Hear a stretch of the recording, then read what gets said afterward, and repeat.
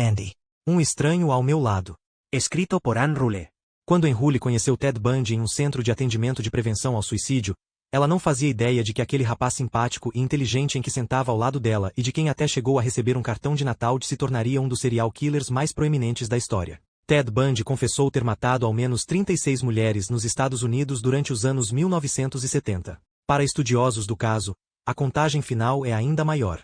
Ele pode até ter salvado vidas pelo centro de prevenção, mas ceifou outras dezenas quando ninguém estava olhando. Inúmeras famílias ficaram sem respostas, e ele foi executado em 1989 na cadeira elétrica. Mas estas informações todo mundo conhece. Chegou a hora de saber mais. Ted Bundy, Um Estranho ao Meu Lado é o livro de true crime mais aguardado pelos Darksiders e chega como um clássico na coleção Crime Sim Marca Registrada, da Darkside Marca Registrada Books. Anne Rule, em que teve uma extensa carreira publicando livros e reportagens sobre casos criminais, divide uma experiência que ninguém, em sã consciência, gostaria de ter.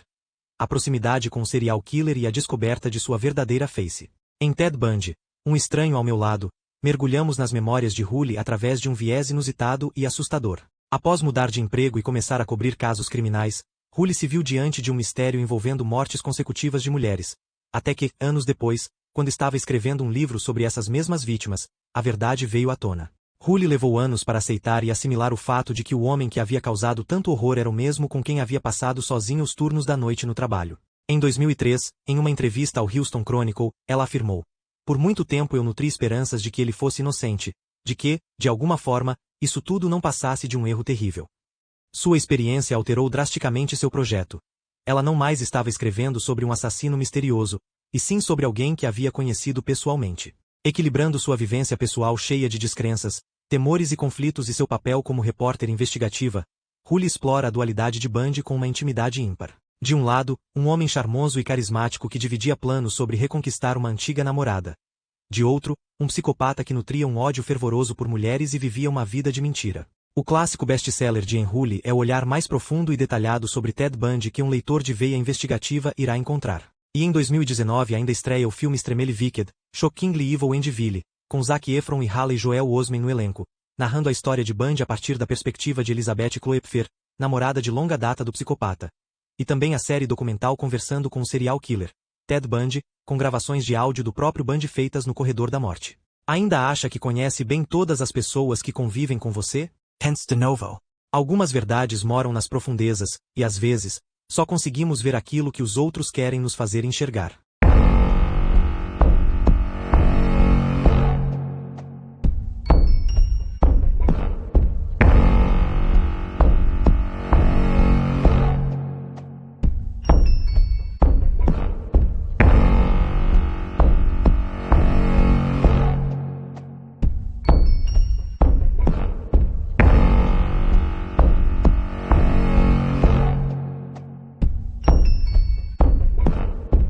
Capítulo 11. Lembro-me de estar na unidade de homicídios do Departamento de Polícia de Seattle durante agosto de 1974 e olhando para uma impressão de computador, em espaço simples, que os detetives haviam colado no teto de 3,6 metros de seu escritório. Atingiu o chão e transbordou. Nele estavam os nomes de suspeitos entregues por cidadãos, nomes de homens que eles pensaram ser o misterioso Ted. Apenas localizar e questionar cada um dos suspeitos poderia levar anos, se houvesse mão de obra suficiente para fazer isso. E, claro, não havia. Provavelmente não havia um departamento de polícia no país com investigadores suficientes para examinar essa lista impressionante de suspeitos com precisão. Tudo o que a polícia de King County e Seattle pôde fazer foi eliminar aqueles que pareciam mais prováveis e verificar esses homens. Um dos relatórios recebidos, em 10 de agosto, soou familiar e ameaçador para os detetives. Uma jovem relatou um encontro que tivera no distrito universitário, a poucos quarteirões de onde Georgian Hawkins havia desaparecido. Eu estava andando perto da 16ª NE e 50ª no dia 26 de julho às 11h30 da manhã. Havia este homem, 1,73 m ou 10, bom corpo, com cabelo castanho até a gola. E ele estava usando jeans, mas uma perna estava cortada porque ele tinha um gesso em sua perna até o quadril. Ele estava de muletas e carregava uma espécie de pasta antiquada. Era preto, redondo na parte superior, com uma alça. Ele continuou a largá-lo, pegá-lo e depois soltá-lo novamente. A garota afirmou que já havia passado por ele e olhou para trás quando ouviu a pasta cair na calçada. Ele sorriu para mim. Parecia que ele queria que eu o ajudasse e eu estava quase indo. Até que notei seus olhos. Eles eram muito estranhos e me davam arrepios. Comecei a me afastar muito rapidamente até chegar à Ave, a principal via de negócios do distrito universitário. Ele era muito limpo e seu gesso era branco e fresco. Parecia que tinha acabado de ser colocado. Ela nunca o tinha visto antes, e ela não o tinha visto novamente. Unidades de patrulha policial fora do distrito de Wallingford, no North End da cidade, observaram constantemente os homens com braços quebrados e homens com as pernas engessadas, mas encontraram poucos, e aqueles que pararam para interrogar provaram ter ferimentos reais. Algo estava me incomodando por 2 semanas, quando agosto se aproximava do fim. Continuei voltando para a imagem composta do Ted no Parque Estadual do Lago San Mami, lendo a descrição física e as referências a um leve sotaque inglês ou inglês. E eu vi uma semelhança com alguém que eu conhecia. Eu coloquei isso no fundo da minha mente e disse a mim mesma que eu também fui pega na histeria daquele longo e terrível verão. Eu conhecia muitos homens chamados Ted, incluindo 2 detetives de homicídios, mas o único Ted que eu conhecia que se encaixava na descrição era Ted Bundy. Eu não o tinha visto ou falado com ele por 8 meses. Pelo que eu sabia, ele havia deixado Seattle. Mas a última vez que o vi, eu sabia que ele morava na Avenida 12, número 4123, NE, a apenas alguns quarteirões de muitas das garotas desaparecidas. Eu me senti culpado por um amigo que eu conhecia há 3 anos ter vindo à minha mente. Não se vai correndo à polícia para denunciar o nome de um bom amigo, um amigo que parecia a própria antítese do homem que procuravam. Não, não pode ser. Isso era ridículo. Ted Bundy nunca machucaria uma mulher. Ele nem mesmo faria um comentário desagradável para um homem cujo trabalho de vida foi orientado para ajudar as pessoas, para eliminar a própria violência sexual que marcou os crimes, não poderia se envolver, por mais que se parecesse com o composto. Passei por períodos em que não pensava a respeito e então, geralmente pouco antes de adormecer à noite, o rosto de Ted Bundy passava por minha mente. Muito tempo depois, eu descobriria que não fui o único que lutou contra tal indecisão naquele agosto, que havia outros com muito mais insight sobre Ted Bundy do que eu, e eles também estavam divididos. Finalmente, decidi que poderia fazer algo que apagaria minhas dúvidas. Pelo que eu sabia, Ted nem tinha carro, muito menos um Fusca. Se eu pudesse verificar se isso ainda era verdade, poderia esquecer. Se, pelo mais longe da minha imaginação, Ted Bundy tivesse alguma coisa a ver com as garotas desaparecidas, eu tinha a obrigação de me apresentar. Decidi entrar em contato com o detetive de homicídios de Seattle, Dick Reed. Reed, um homem alto e magro com o humor irreprimível de um brincalhão, estava na unidade de homicídios há mais tempo do que qualquer um dos outros 17 detetives. Ele se tornou um amigo próximo. Eu sabia que podia contar com ele para ser discreto, para fazer uma verificação do departamento de veículos motorizados no computador de Ted sem dar muita importância a isso. Liguei para ele e comecei hesitante. Não acho que isso seja nada, mas está me incomodando. Tenho um bom amigo chamado Ted. Ele tem cerca de 27 anos, corresponde à descrição e morava perto da universidade, mas não sei onde ele está agora. Olha, eu nem acho que ele tem carro porque eu costumava dar carona para ele. E eu não quero que seja como se eu o estivesse denunciando ou algo assim. Só quero saber se ele tem carro agora. Você pode fazer aquilo? Claro, ele respondeu. Qual o nome dele? Vou passar no computador. Se ele tiver um carro registrado, isso vai mostrar. O nome dele é Ted Bundy. Bundy. Me ligue de volta. Ok? Meu telefone tocou 20 minutos depois. Era Dick Reed. Theodore Robert Bundy. 4123 12 TH AVNNE. Você acreditaria em um Volkswagen Bug de bronze de 1968? Eu pensei que ele estava me provocando. Vamos, Red. O que ele realmente dirige? Ele nem tem carro. Tem? Estou falando sério. Ele está atualmente listado naquele endereço e dirige um bug de bronze. Vou sair e dar a volta no quarteirão para ver se consigo identificá-lo. Reed me ligou de volta no final da tarde e disse que não tinha conseguido encontrar o carro estacionado perto da casa na 12ª NE. Ele disse que daria um passo adiante. Vou mandar buscar em Olímpia uma foto da carteira de motorista dele. Vou repassar para o condado. Mas meu nome não precisa estar nas informações, não é? Sem problemas. Vou colocar como anônimo. Reed colocou a foto de Ted Bundy naquele vasto reservatório com cerca de 2.400 outros Teds, e não deu em nada. Os detetives do condado de King não poderiam mostrar as demissões de cada um desses 2.400 suspeitos às testemunhas no Parque Estadual do Lago San Mami. O simples número de rostos os confundiria, e não havia nada em Ted Bundy naquela época que o classificasse como um provável suspeito. A verificação do computador em Ted não trouxe nenhum acerto que os fizesse suspeitar dele. Eu esqueci sobre isto. Não dei muita importância ao fato de Ted ter adquirido um Volkswagen. Muitas pessoas dirigiam VWS e não ouvi mais nada que indicasse que Ted Bundy era um suspeito viável. Eu não via Ted desde a festa de Natal no final de 1973. Tentei ligar para ele uma ou duas vezes quando morava no barco para convidá-lo a descer, mas nunca o encontrei em casa.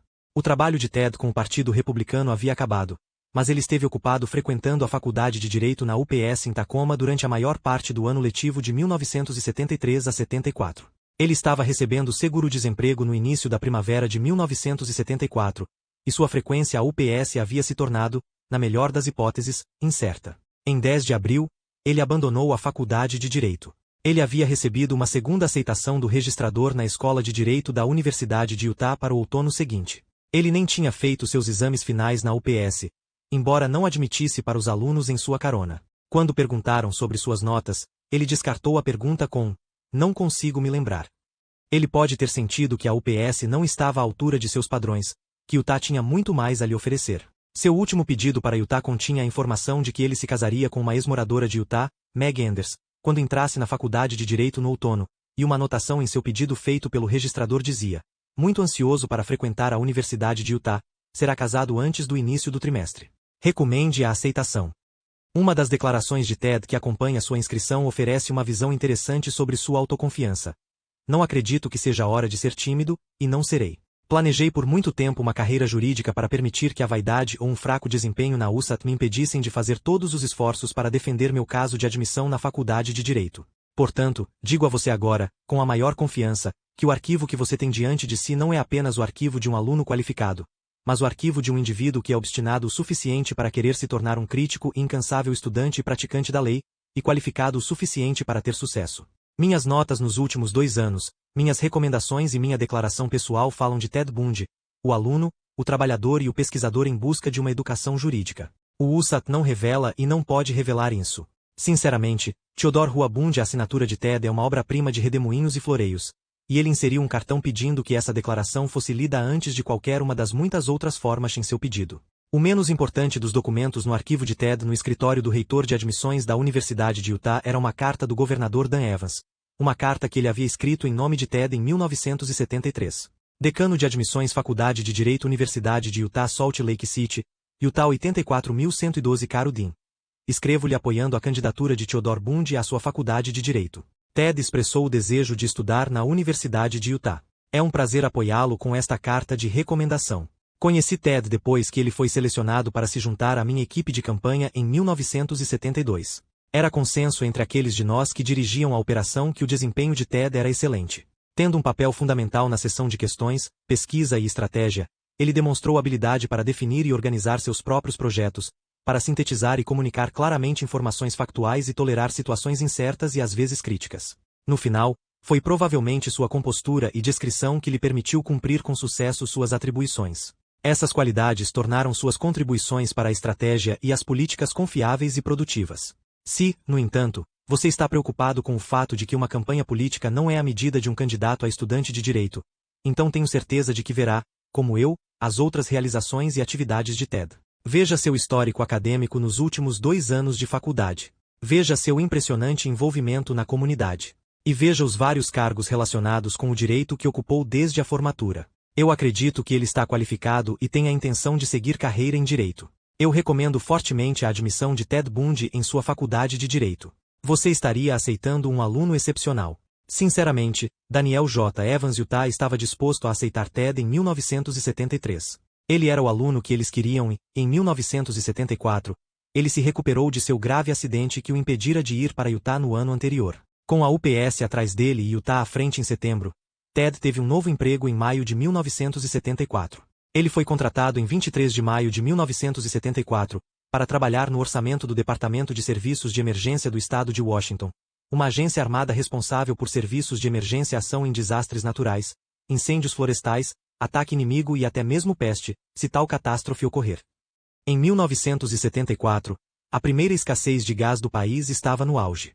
A alocação de combustível seria parte das funções do DES. Ted trabalhava 5 dias por semana, das 8 às 5, e horas extras se surgisse a necessidade na sede do DES em Olímpia. Ele viajou os 60 milhas da pensão dos Rogerses, embora, ocasionalmente, ficasse em Olímpia com amigos ou parasse em Tacoma para passar a noite com sua família. Parecia um excelente trabalho temporário para Ted enquanto ele marcava o tempo antes de se mudar para Salt Lake City.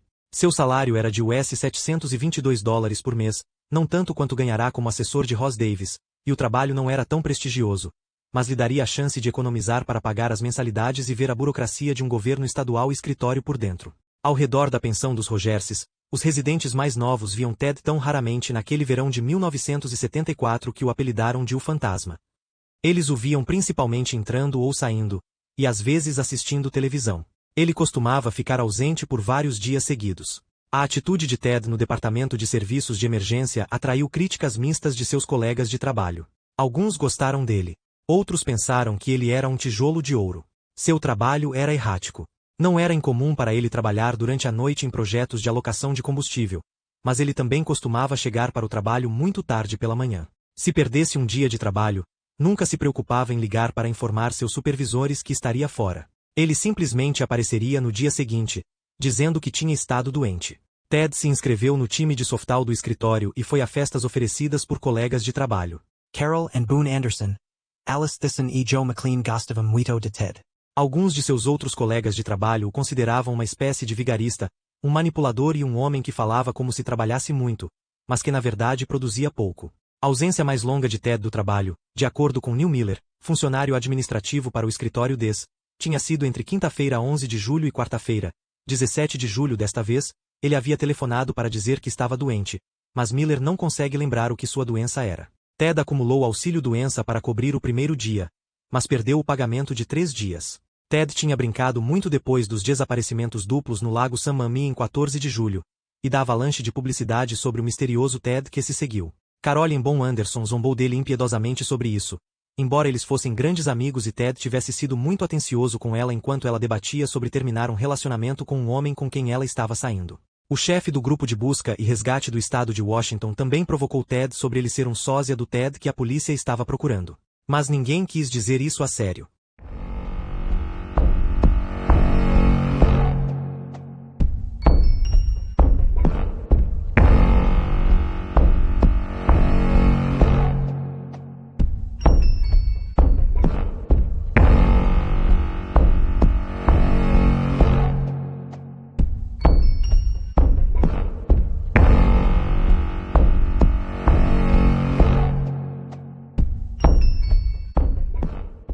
Capítulo 12. No total, seriam 4 pessoas que sugeririam o nome Ted Bundy aos sondadores de homicídios. Mais ou menos na mesma época, pedi a Dick Reed que verificasse se Ted dirigia um Volkswagen, um professor da Universidade de Washington e uma mulher empregada no Departamento de Serviços de Emergência em Olympia ligou para a polícia do condado de King para dizer que Ted Bundy se parecia com a representação artística do homem visto no Lago San Mami em 14 de julho. Assim como eu, cada um deles notou que não havia nada na personalidade ou nas atividades de Ted que o tornasse um suspeito. Era apenas semelhança na aparência e o nome Ted. Meg Enders havia estudado o desenho que apareceu em tantos jornais e nos noticiários noturnos da televisão.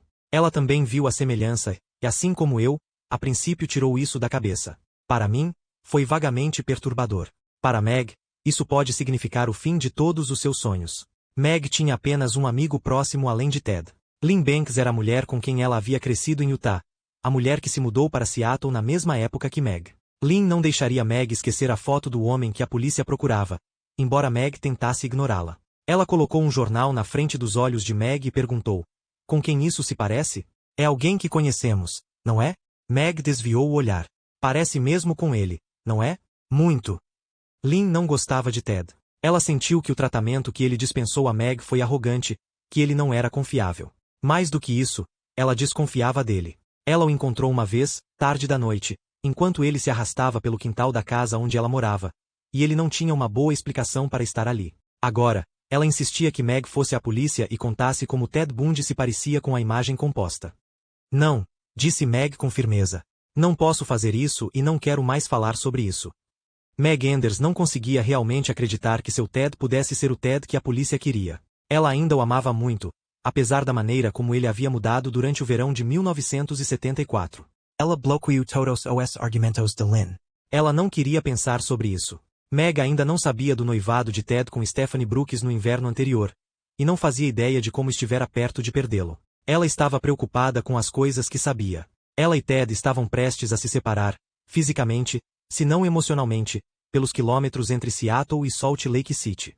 Ele planejava partir no dia do trabalho para a faculdade de Direito. Ela queria que ele fosse para Utah para estudar Direito, mas temia os anos que viriam sem ele. Haveria visitas, é claro, mas não seria a mesma coisa. Ted começou a empacotar seus pertences, limpando o quarto onde morou por quase 5 anos. Ele embalou a balsa pendurada sobre sua cama, a balsa que muitas vezes assustava as mulheres que ele trazia para casa, suas plantas, a roda da bicicleta pendurada por correntes e um gancho de carne no teto, discos, livros e roupas. Ele tinha uma velha picape branca com a qual podia se mover e puxava o Fusca atrás dela. Ted se tornou sexualmente frio com Meg durante o verão, culpando sua falta de interesse por sexo nas pressões do trabalho e no que ele chamou de um pico muito alto de frustração.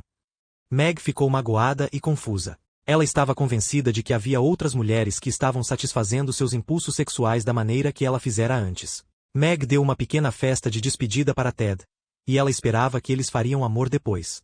Mas isso não aconteceu, e Ted a deixou com apenas um beijo. Não foi uma despedida feliz. Meg decidiu que, quando Ted voltasse a Seattle em algumas semanas para vender seu carro para que pudesse pagar a Freda Rogers os $500 que ele devia a ela diria a ele que queria romper o relacionamento deles. Não parecia que ia haver um casamento. Não parecia para ela que eles ainda tinham um relacionamento por mais tempo. Ela estava passando pelas mesmas emoções conflitantes que Stephanie Brooks tivera em janeiro. E, no entanto, Meg ainda o amava. Ela o amou por tanto tempo.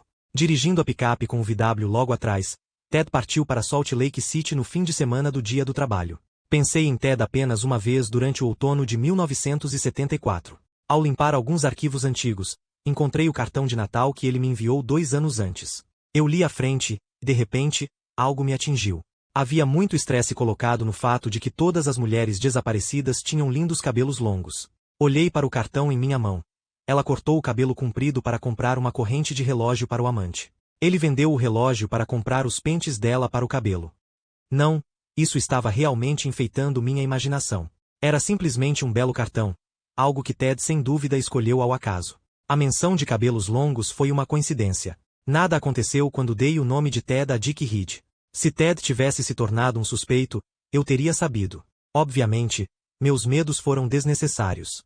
Pensei em jogar o cartão fora, mas o guardei, enfiando-o junto com um monte de cartas antigas. Eu duvidava que algum dia veria Ted novamente. No início de agosto daquele verão estranhamente quente de 1974, um trabalhador da estrada de King County parou em uma estrada de serviço 3 quilômetros a leste do Parque Estadual do Lago San Mami para almoçar. Enquanto desembrulhava um sanduíche, seu apetite desapareceu quando suas narinas foram assaltadas por um odor semelhante à carniça. Ele olhou para a margem espalhada de mato ao lado da estrada, procurando a origem do cheiro, e viu o que ele considerou ser uma carcaça de veado descartada por um caçador. O homem voltou para sua caminhonete e mudou-se para um local mais agradável. Ele havia se esquecido rapidamente do incidente, mas lembrou-se quando pegou um jornal em 8 de setembro. Agora é uma questão de conjectura acadêmica se um relatório anterior daquele trabalhador da estrada teria ajudado os detetives. Pode muito bem ter sido vital para a investigação, porque aquela testemunha não tinha visto uma carcaça de veado, mas um corpo humano completo, e os caçadores de tetrazes que caíram no mato na mesma região um mês depois tropeçaram apenas em ossos. Elzian Mons, um trabalhador da construção civil de Seattle, encontrou os restos mortais espalhados em 6 de setembro. Uma mandíbula, uma caixa torácica, uma coluna vertebral. Finalmente, tragicamente, as primeiras evidências sólidas do desaparecimento de qualquer uma das 8 meninas desaparecidas surgiram, 8 meses após o desaparecimento de Linda e Ali. Ammon sabia instintivamente o que havia encontrado e correu para Issaquah para encontrar um telefone.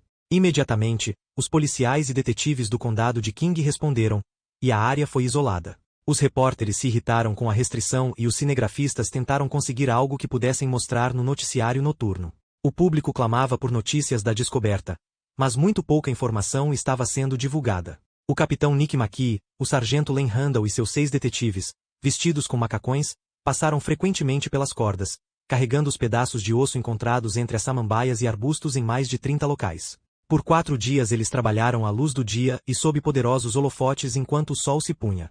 Os coiotes haviam feito seu trabalho bem. No final, os detetives, os 200 exploradores, delegados e cães rastreadores literalmente peneiraram a terra e secaram a cobertura do solo em um círculo de 300 pés, e ainda assim encontraram tão pouco. O calor escaldante de julho e agosto acelerou a decomposição e os animais forrageiros reduziram os corpos a crânios e ossos nus. Havia 8 tufos de cabelo, alguns deles ainda com longas mechas de um luxuriante marrom escuro, alguns deles ruivo alourado. Havia um crânio, uma caixa torácica, uma coluna vertebral, uma mandíbula inferior, mandíbula, de outro crânio, vários ossos pequenos, mas havia 5 ossos do fêmur, coxa. Não havia roupas, nem joias, nem peças de bicicleta, nem mochila. Os corpos jogados lá tão descuidadamente estavam nus, e nenhum dos pertences das vítimas os acompanhava. Agora a árdua tarefa de identificar os restos mortais começou. O Dr. Dary Swindler, sem parentesco com Herb Swindler, um antropólogo físico da Universidade de Washington, estudou os ossos do fêmur. Os prontuários dentários de todas as mulheres desaparecidas foram comparados com o crânio e a mandíbula inferior. Amostras de cabelo colhidas das escovas que as mulheres deixaram para trás foram comparadas microscopicamente com os tufos encontrados perto de Issaquah. O capitão Nick McKee convocou uma coletiva de imprensa, e as olheiras e sua voz cansada eram um indicativo da tensão que estava sofrendo. O pior que temíamos é verdade, anunciou ele. Identificamos os restos mortais de Janice Ott e Denise Naslund. Eles foram encontrados a cerca de 3 quilômetros do Parque Estadual do Lago Sammami, onde desapareceram em 14 de julho. Ele não falou das outras descobertas do Dr. Swindler, da sensação do antropólogo de que talvez os ossos do fêmur tivessem vindo não de 2, mas de 3 ou 4 corpos diferentes. Se houvesse mais crânios ali entre as mudas de amieiro e samambaias, eles haviam sumido, carregados por animais. Quem eram as outras 2 garotas que foram trazidas para lá? Era impossível saber. Nem foi possível identificar o sexo daqueles ossos da concha. Tudo o que o Dr. Swindler pôde determinar foi que eles eram os ossos da coxa de pessoas com menos de 30 anos e provavelmente entre 1,61 m e 5 cm de altura. A busca por quaisquer ossos que possam permanecer na encosta foi dificultada pelo fato de que a encosta é cruzada com minas de carvão e poços, deixados quando a mineração na área foi suspensa em 1949. Muitas dessas minas estão cheias de água e são muito perigosas até mesmo para tentar pesquisar. Minas em direção ao topo da colina foram revistadas e nada foi encontrado. Os serviços fúnebres foram realizados para Denise e Janice, e a busca pelo assassino continuou. O inverno chega mais cedo no sopé das montanhas Cascade, e no final de outubro, a região estava coberta de neve. Se a terra ali tinha mais segredos para revelar, não havia nada a fazer a não ser esperar até o degelo da primavera. Nesse ínterim, uma força-tarefa de detetives importantes do Departamento de Polícia de Seattle e do Departamento de Polícia de King County montou o quartel-general em uma sala sem janelas escondida entre o primeiro e o segundo andares do Tribunal do Condado. Lá, as paredes estavam cobertas com mapas do Lago Sammami e do Distrito Universitário, folhetos com as fotos das garotas desaparecidas e desenhos compostos de Ted. O telefone tocava continuamente. Milhares de nomes, milhares de dicas. Em algum lugar nessa abundância de informações, pode haver um que leve ao verdadeiro Ted. Mas onde? O capitão Nick McKee tirou férias breves, uma viagem de caça de 2 dias. Enquanto subia uma colina no leste de Washington, ele foi abatido pelo primeiro ataque cardíaco, que acabaria por significar o fim de sua carreira como policial. Ninguém que o vira agonizar com o desaparecimento das garotas, que o vira trabalhar 10 horas por dia, duvidava que o esforço tivesse contribuído para o seu problema coronário. Ele tinha apenas 42 anos. McKee se recuperou e voltou ao trabalho em poucas semanas, e a busca pelo homem sorridente e bronzeado com roupa de tênis branca continuou sem cessar. Ted Bundy havia retornado a Seattle em meados de setembro e estava de volta a Utah dentro de alguns dias, pronto para começar as aulas de direito na Universidade de Utah. Ele havia encontrado um apartamento em uma grande velha casa de águas furtadas na 565 First Avenue em Salt Lake City, uma casa bastante semelhante à dos Rogers, onde ele morava em Seattle. Ele mudou-se para o número 2 e logo o decorou de forma satisfatória. Ele conseguiu um emprego como gerente de dormitório noturno no campus, e sua nova vida havia começado. Ele poderia sobreviver obtendo uma redução parcial do aluguel pelo gerenciamento do prédio onde morava e sacava US $2,10 por hora no dormitório. Logo, ele conseguiu um emprego com melhor remuneração como oficial de segurança do campus da Universidade de Utah. Ele ainda ligava para Meg com frequência, mas conheceu muitas mulheres novas em Utah. Havia Callie Fiore, uma garota fada, quase excêntrica e sardenta que morava na casa da First Avenue. Sharon Hour que era estudante de Direito. Outra garota bonita, que morava em Bountiful, ao norte de Salt Lake City. Muito mais tarde, quando eu o veria novamente, quando ele havia se tornado o suspeito número 1 em tantos assassinatos e desaparecimentos, ele me perguntou: por que eu deveria querer atacar mulheres? Eu tinha toda a companhia feminina que queria. Devo ter dormido com pelo menos uma dúzia de mulheres naquele primeiro ano em Utah, e todas elas foram para a cama comigo de boa vontade. Eu não duvidei disso. As mulheres sempre gostaram de Ted Bundy. Porque na verdade ele precisaria levar qualquer mulher à força. Durante aquele outono de 1974, eu não tinha conhecimento de qualquer atividade criminosa em Utah. Ficava a centenas de quilômetros do meu território e eu sempre me ocupava lidando com casos no noroeste. Eu tinha aprendido que teria que passar por uma grande cirurgia, eletiva, mas algo que não podia esperar. Isso significaria que eu não seria capaz de trabalhar por pelo menos um mês. Não tive escolha a não ser escrever o dobro de histórias para poder ter dinheiro suficiente para nos acompanhar. Se eu tivesse a inclinação, a oportunidade ou o tempo para investigar os acontecimentos em Salt Lake City durante aquele outono, teria lido sobre casos que apresentam um paralelo assustador com aqueles que aparentemente terminaram em Washington. O cerco de horror que parecem ter acabado. Em outubro, 3 meses se passaram e não houve mais desaparecimentos de mulheres jovens. Os detetives duvidaram que o assassino tivesse superado sua compulsão e exorcizado os demônios que o conduziam. Em vez disso, eles achavam que ele estava morto, encarcerado em alguma outra área ou que havia mudado.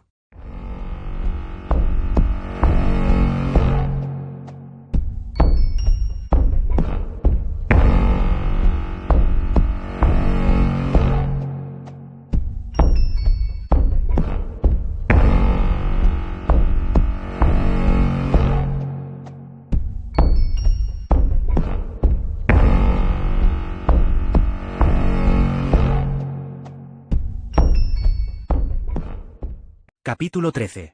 Era 18 de outubro de 1974, uma sexta-feira à noite, quando Melissa Smith, de 17 anos, filha do chefe de polícia de Mid-Valley, Louis Smith, se preparava para participar de uma festa do pijama. Melissa era uma garotinha, com 1,75 m e 5 quilos, muito bonita, e seus longos cabelos castanhos claros repartidos ao meio.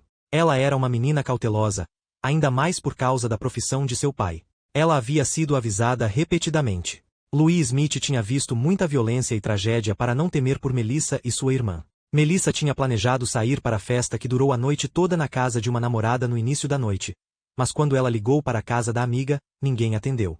Então ela ainda estava em casa quando outro amigo ligou para ela em perigo por causa de uma briga de amantes. A amiga estava trabalhando em uma pizzaria e Melissa prometeu ir falar com ela. Vestindo calça jeans, uma blusa com um padrão florido azul e uma camisa azul marinho, Melissa saiu de casa, sozinha. Mid-Valley é um vilarejo de 5.000 pessoas, localizado ao sul de Salt Lake City, uma comunidade mórmon tranquila e sólida. É um bom lugar para criar filhos, e Melissa, embora avisada, nunca teve motivos para ter medo. A caminhada até a pizzaria significava negociar atalhos, por uma estrada de terra e um banco de terra, sob um viaduto de uma rodovia e uma ponte ferroviária, e através de um campo de jogos escolar. Melissa chegou para consolar a amiga e ficou no restaurante até pouco depois das 10. Ela havia planejado voltar para casa, pegar suas roupas de dormir e ir à festa do pijama. A rota escolhida para casa seria o mesmo atalho que ela havia tomado horas antes. Melissa nunca chegou em casa. Ninguém a viu depois que ela saiu do estacionamento iluminado da pizzaria. Levaria 9 dias antes que seu corpo fosse encontrado perto de Summit Park, muitos quilômetros a leste de Salt Lake City nas montanhas Vazat, há muito tempo descartado por seu assassino. O patologista Serge Moore realizou a autópsia no corpo espancado encontrado nas Montanhas Solitárias. Ela havia sido espancada violentamente, possivelmente com um pé de cabra, na cabeça. Melissa sofreu fraturas com afundamento no lado esquerdo e na parte de trás da cabeça e hemorragias subdurais maciças. Seu corpo estava coberto de hematomas que ocorreram antes de sua morte. Ela também foi estrangulada, por ligadura. Alguém havia apertado sua própria meia azul escura em volta do pescoço com tanta crueldade que o osso hioide se fraturou. Melissa foi estuprada e sodomizada. O xerife Delmar Sved Larson, do condado de Salt Lake, e o capitão Nada Pat Hayward, um detetive de homicídios de longa data e agora chefe de sua unidade, atribuíram a responsabilidade principal pela investigação do assassinato de Melissa Smith ao detetive Jerry Thompson. Não foi um caso fácil. Ninguém tinha realmente visto Melissa caminhar para as sombras além do estacionamento. Ninguém tinha visto ninguém com ela ou perto dela. E ela não foi encontrada por 9 dias. Seu assassino pode estar do outro lado do mundo. Quanto às evidências físicas, eles tinham apenas o corpo da garota. Havia tão pouco sangue por baixo que era provável que ela tivesse sido morta em outro lugar. Mas onde? A investigação do assassinato de Melissa ainda era uma investigação noite e dia no Halloween, 4 dias depois que seu corpo foi encontrado. Em 31 de outubro, a cerca de 40 quilômetros ao sul de Lehi, Utah, Laura Aime, de 17 anos, desapontada com a falta de entusiasmo na noite de Halloween, saiu de um café e se dirigiu a um parque próximo. Era um pouco depois da meia-noite. Laura Aime tinha quase 1,80 m de altura e pesava apenas 55 quilos. Seu modelo de magreza parecia-lhe uma magreza desajeitada. Ela abandonou a escola e foi morar com amigos em American Fork, trabalhando em um emprego de baixa remuneração após o outro. Mas ela mantinha contato quase diário com sua família, que morava em Salem, Utah. Quando Laura desapareceu na noite de Halloween, seus pais nem sabiam que ela estava desaparecida. Eles não souberam por 4 dias, não até que ligaram para a casa de seus amigos para ver porque ela não tinha entrado em contato com eles. Laura não está aqui, foi a resposta. Não a vemos desde que ela saiu no Halloween. Os Aimes estavam assustados. A mãe de Laura avisou para ter cuidado, que ela deveria parar com a prática de pegar carona, quando a notícia do assassinato de Melissa Smith estava nas manchetes, e Laura garantiu que ela era perfeitamente capaz de cuidar de si mesma. Agora, a própria Laura estava faltando. A linda garota de cabelos compridos, a vagabunda em busca de algo em que se agarrar, saiu noite adentro vestindo apenas jeans e um suéter listrado sem mangas. Se fosse um inverno normalmente frio, o lugar onde encontraram Laura Aime já estaria coberto por um manto de neve. Mas foi um dia ameno de ação de graças quando os caminhantes partiram pelo American Fork Canyon em 27 de novembro. Eles encontraram o corpo dela nas montanhas Vazat, na margem de um rio abaixo de um estacionamento. Ela estava nua, tão maltratada que seu rosto estava irreconhecível. Seu pai a identificou naquele dia sombrio de ação de graças no necrotério. Ele reconheceu algumas cicatrizes antigas em seu antebraço, cicatrizes deixadas desde o momento em que seu cavalo a jogou em um arame farpado quando ela tinha 11 anos. O exame post-mortem do corpo de Laura Aimes, realizado pelo Dr. Moore, extraiu conclusões muito parecidas com as da autópsia de Melissa Smith. Laura Aime apresentava fraturas cranianas com afundamento no lado esquerdo e na nuca, e foi estrangulada. O colar que ela usava quando desapareceu estava preso na meia de nylon que tinha sido usada como ligadura e ainda estava amarrado com força em volta do pescoço. Ela tinha inúmeras contusões faciais e seu corpo apresentava escoriações profundas onde havia sido arrastado. A arma usada para infligir as fraturas do crânio parecia ter sido um pé de cabra de ferro ou uma alavanca. Laura Aime também foi agredida sexualmente. Swabs retirados de sua vagina e ânus mostraram a presença de espermatozoides imóveis. Era tarde demais para determinar o tipo de sangue do homem que a matou com a ejaculação morta que ele deixou. Os exames de sangue não indicaram nenhum sinal de drogas, mas mostraram que a adolescente poderia estar sob a influência de álcool no momento de sua morte. A leitura acabará de terminar. 1. Um indicador legal de intoxicação, mas não necessariamente tão profundo que ela não pudesse se proteger, correr ou gritar. Mas um grito na noite de Halloween pode ter passado despercebido. Se Laura Aime pediu ajuda, ninguém a ouviu.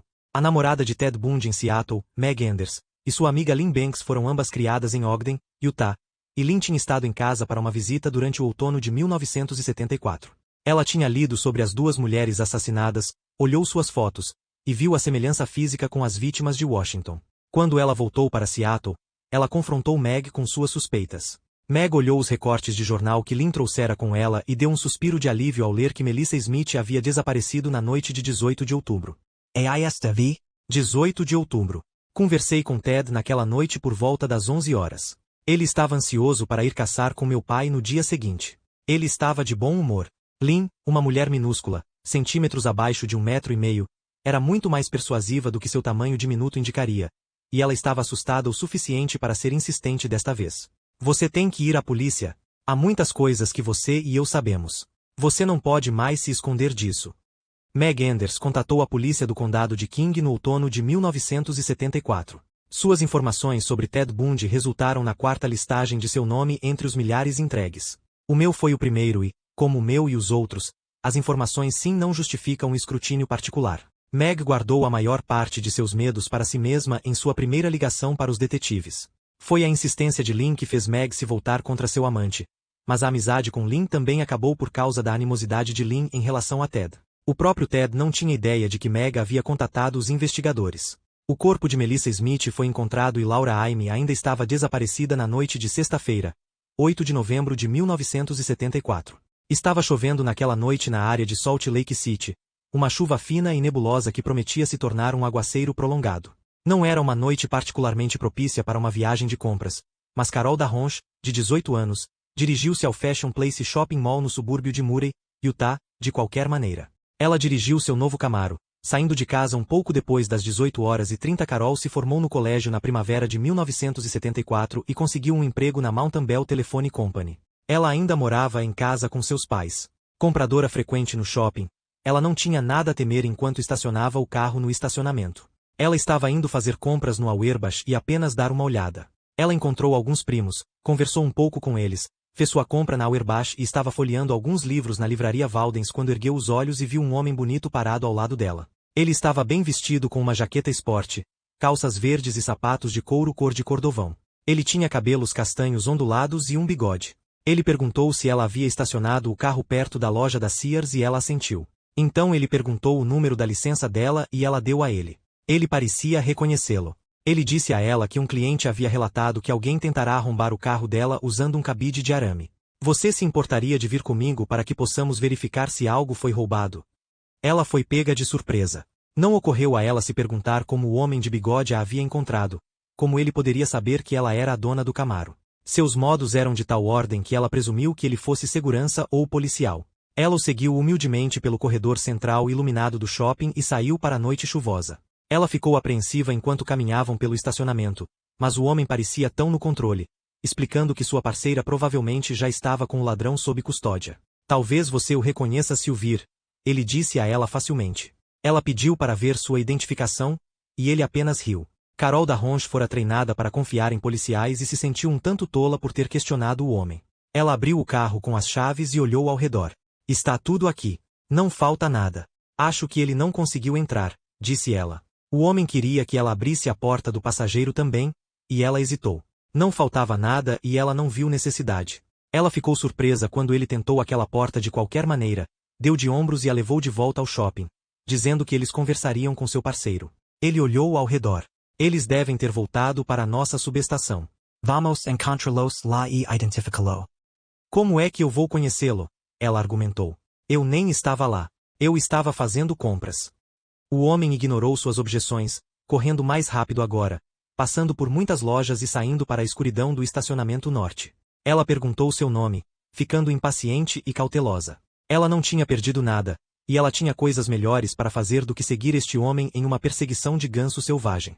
Oficial Roseland. Departamento de Polícia de Murray. Ele respondeu brevemente. Estamos quase lá. Eles ficaram do lado de fora de uma porta com 139 nele. Ele bateu, esperou e ninguém respondeu. Ele experimentou a porta e a encontrou trancada. A porta era uma entrada dos fundos de uma lavanderia. Não era uma subestação da polícia, mas Carol não sabia disso. Agora o homem insistia que ela o acompanhasse até a sede para assinar uma reclamação. Ele disse que a levaria em seu carro. Ela esperava ver uma viatura. Em vez disso, ele a conduziu até um Fusca Volkswagen surrado. Ela tinha ouvido falar de carros não marcados, até mesmo carros tênis, mas este não se parecia com nenhum veículo da polícia que ela já tinha visto. Ela exigiu ver sua identidade olhando para ela como se ela fosse uma mulher histérica. O homem relutantemente mostrou sua carteira e ela teve apenas um vislumbre de um pequeno distintivo de ouro.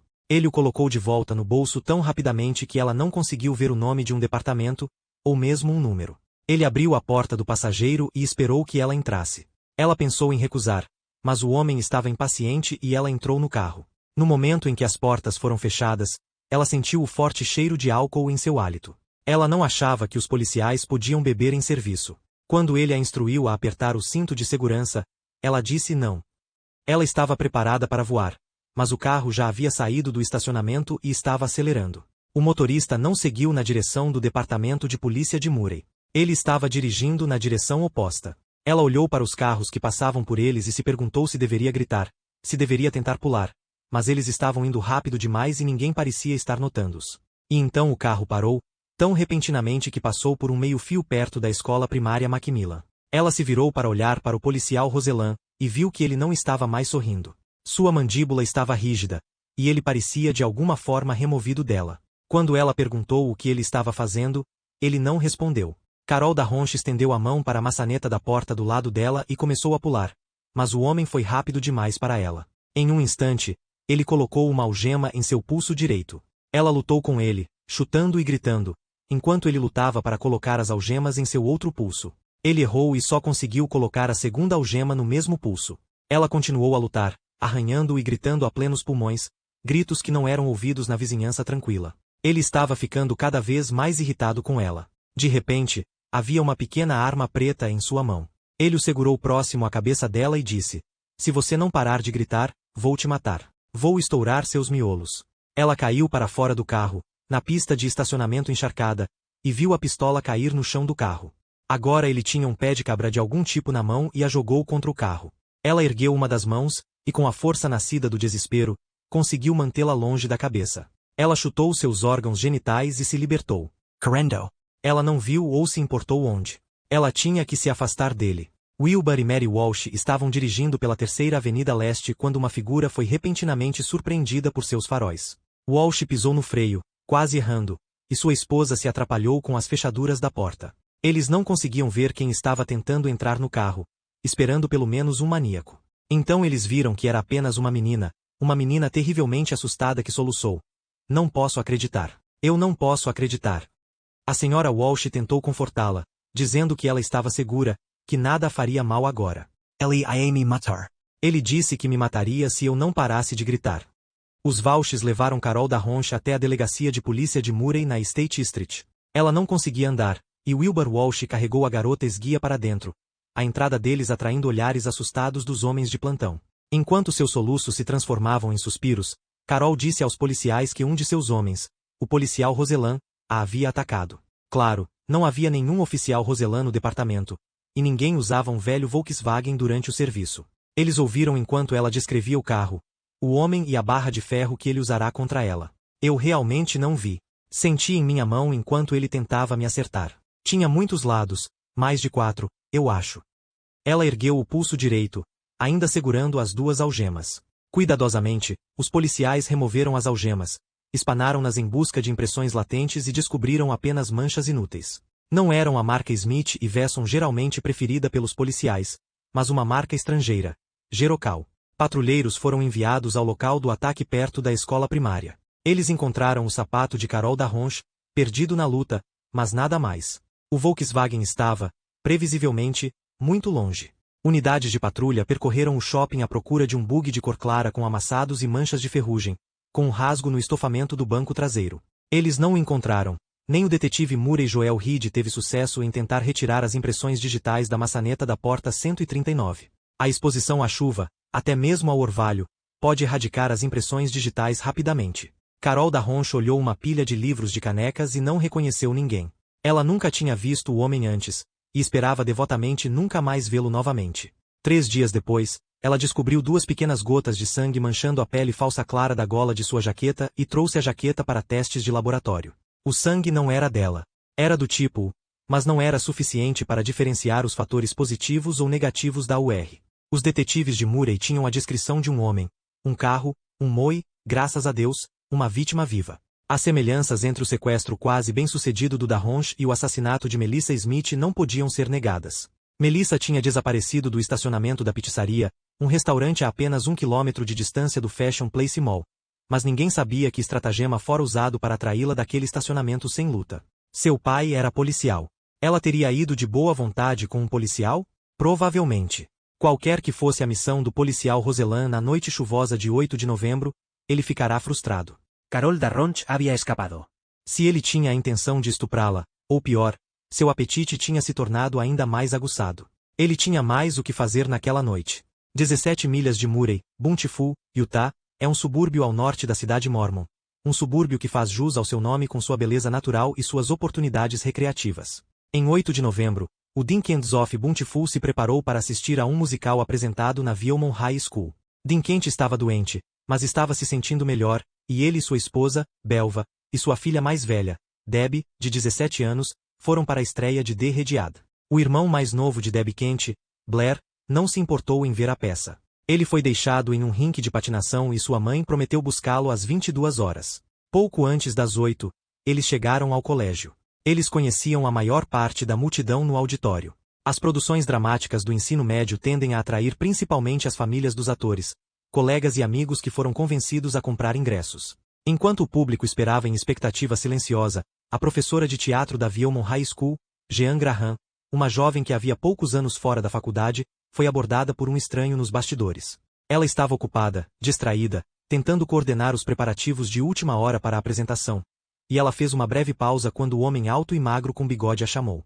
Ela lembra que ele usava uma jaqueta esporte, calça social e sapatos de couro envernizado, e que era muito bonito. Ele foi cortês, quase se desculpando, ao perguntar se ela o acompanharia até o estacionamento para identificar um carro. Ela balançou a cabeça, mal se perguntando por que ele precisava de tanta ajuda. Ela estava muito ocupada. Vai levar apenas 1 minuto, ele insistiu. Não posso. Eu estou encarregada da peça, ela disse vivamente, e correu por ele no corredor escuro. Ele ainda estava no corredor quando ela se dirigiu para a frente do auditório 20 minutos depois. Oi, ela disse. Você já encontrou alguém para ajudá-lo? Ele não falou, mas olhou para ela estranhamente, seus olhos fixos nela. Estranho, ela pensou. Mas ela estava acostumada com os homens olhando para ela. Seus deveres exigiam que ela voltasse aos bastidores alguns minutos depois, e o homem ainda estava lá. Ele caminhou em sua direção, sorrindo. Ei, você está muito bem, ele a elogiou. Vamos, me dê uma mão com aquele carro. Apenas alguns minutos bastarão. Seus modos eram fáceis, bajuladores. E ainda assim ela estava em guarda. Ela tentou passar por ele. Disse-lhe que talvez o marido pudesse ajudá-lo.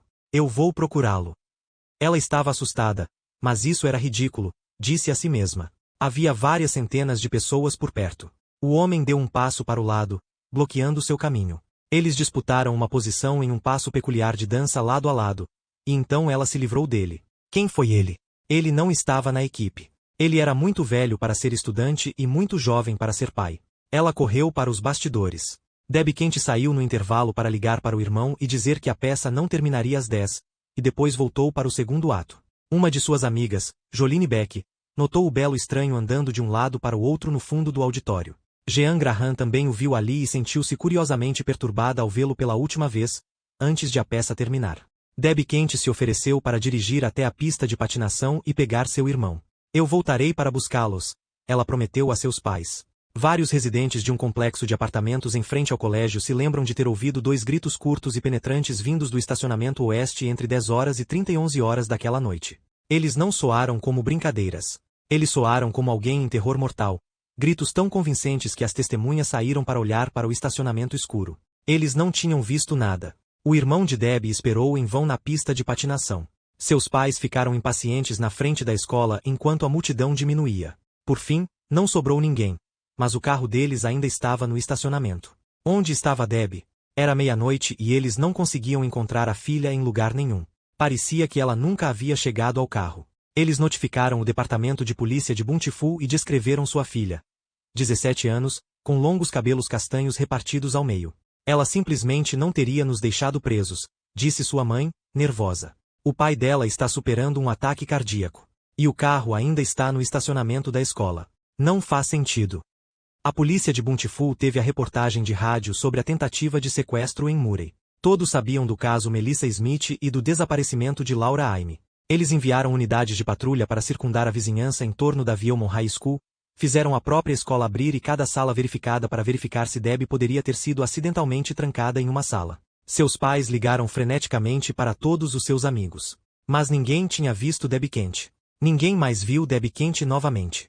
Com a primeira luz do dia na manhã seguinte, uma equipe de investigação policial vasculhou o estacionamento da Viewmont High School e vasculhou a vizinhança, em busca de alguma pista para o inexplicável desaparecimento de Debbie Kent.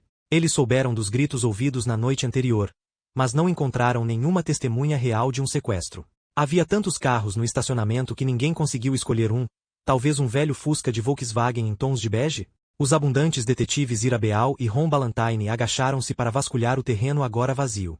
E ali, entre uma porta externa da escola e o estacionamento, eles encontraram a pequena chave. Eles sabiam o que era. Uma chave de algema. Eles levaram a chave imediatamente para o departamento de polícia de Murray. Inseriram-na na fechadura das algemas retiradas de Carol Darronch. Ele deslizou perfeitamente. As algemas foram abertas. Ainda assim, eles sabiam que algumas chaves de algemas são intercambiáveis. A chave não abriria suas algemas Smith e Wesson, mas funcionaria em várias marcas de algemas pequenas. Não poderia ser considerada evidência física positiva ligando os dois casos, mas com certeza foi alarmante. Carol Darronch havia escapado. Aparentemente, Debbie Kent não.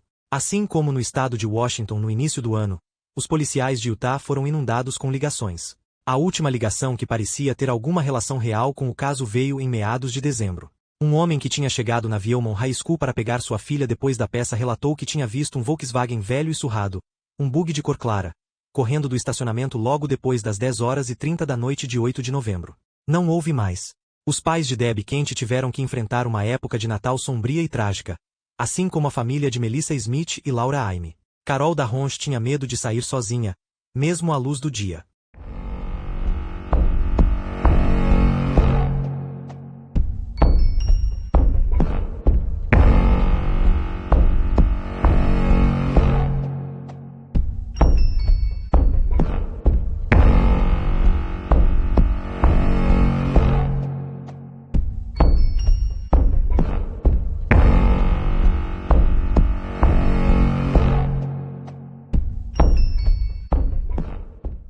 Capítulo 14. Ted Bundy não estava indo tão bem em seu primeiro ano na faculdade de Direito da Universidade de Utah quanto antes.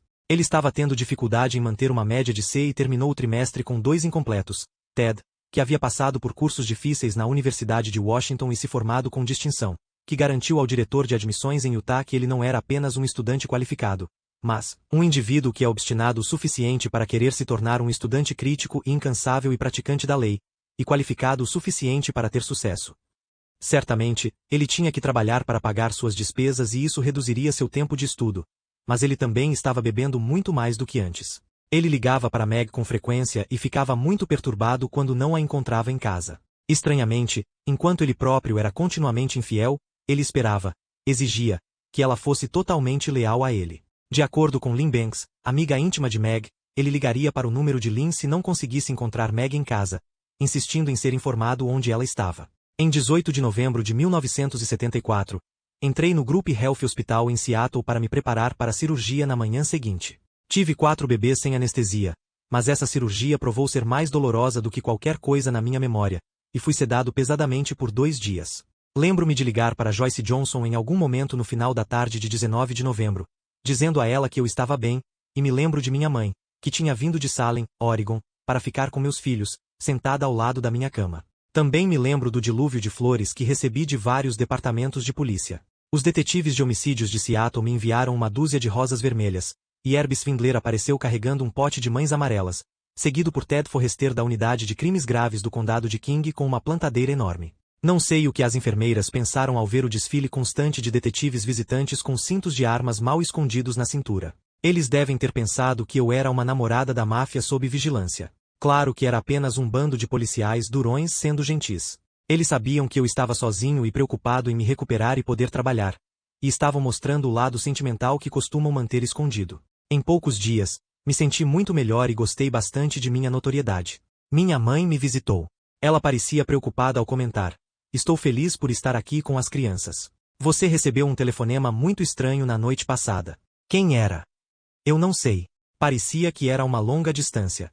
Um homem ligou para você um pouco antes da meia-noite e parecia terrivelmente chateado por você não estar em casa. Perguntei se havia algum recado, mas ele não deixou e não disse quem era." "Chateado? Quão chateado?" "É difícil descrever. Ele podia estar bêbado, mas parecia desorientado, em pânico e falava rapidamente. Isso me incomodou. Provavelmente era um número errado." "Não, ele pediu porém. Eu disse a ele que você estava no hospital e que poderia pedir-lhe que ligasse de volta em 1 ou 2 dias, mas ele desligou. Eu não tinha ideia de quem poderia ser e não me lembraria da ligação até que me lembrasse dela quase 1 ano depois. A conferência sobre o crime Intermountain foi realizada em Stateline, Nevada, em 12 de dezembro de 1974, e os policiais se reuniram para discutir os casos que pareciam ter indicadores de que outros estados poderiam estar envolvidos. Detetives de Washington apresentaram seus casos de meninas desaparecidas e assassinadas, e os homens da lei de Utah discutiram sobre Melissa Smith, Laura Aime, Debbie Kent e Carol Darronch. Certamente havia semelhanças, mas há, infelizmente, centenas de jovens mortas a cada ano nos Estados Unidos. Muitos deles são estrangulados, espancados e estuprados. O método de assassinato não era distinto o suficiente para supor que um homem fosse responsável por um determinado grupo de vítimas. O nome de Ted agora estava listado, 4 vezes, naquela interminável leitura de computador no escritório da Força-Tarefa do Estado de Washington. Mas ele ainda era um entre vários milhares, um homem sem nenhum registro criminal de adulto, e certamente um homem cujo registro profissional e escolaridade não o rotulava como um tipo criminoso. Ele tinha estado em Washington e agora estava em Utah. Seu nome era Ted e ele dirigia um Volkswagen. Sua namorada, Meg, desconfiava o suficiente para denunciá-lo. Mas Meg era uma mulher muito ciumenta, uma mulher para quem haviam mentido. Havia 1 ou mais mulheres ciumentas que transformaram os nomes de seus namorados como possíveis Teds. Foi depois daquela conferência Intermountain de 1974, e depois de mais insistências de Lynn Banks, que Meg Enders deu um passo adiante. Ela ligou para o gabinete do xerife do condado de Salt Lake e repetiu sua suspeita sobre Ted Bundy. Sua voz tinha um tom quase histérico, e o capitão Hayward também suspeitava que aquela mulher na linha interurbana de Seattle estava exagerando e se permitindo ver conexões que eram, na melhor das hipóteses, tênues. Ele escreveu o nome Ted Bundy e deu a Jerry Thompson para adicionar à lista crescente de suspeitos de Utah. Sem evidências físicas ou informações sólidas, os detetives não podem sair correndo e prender um homem.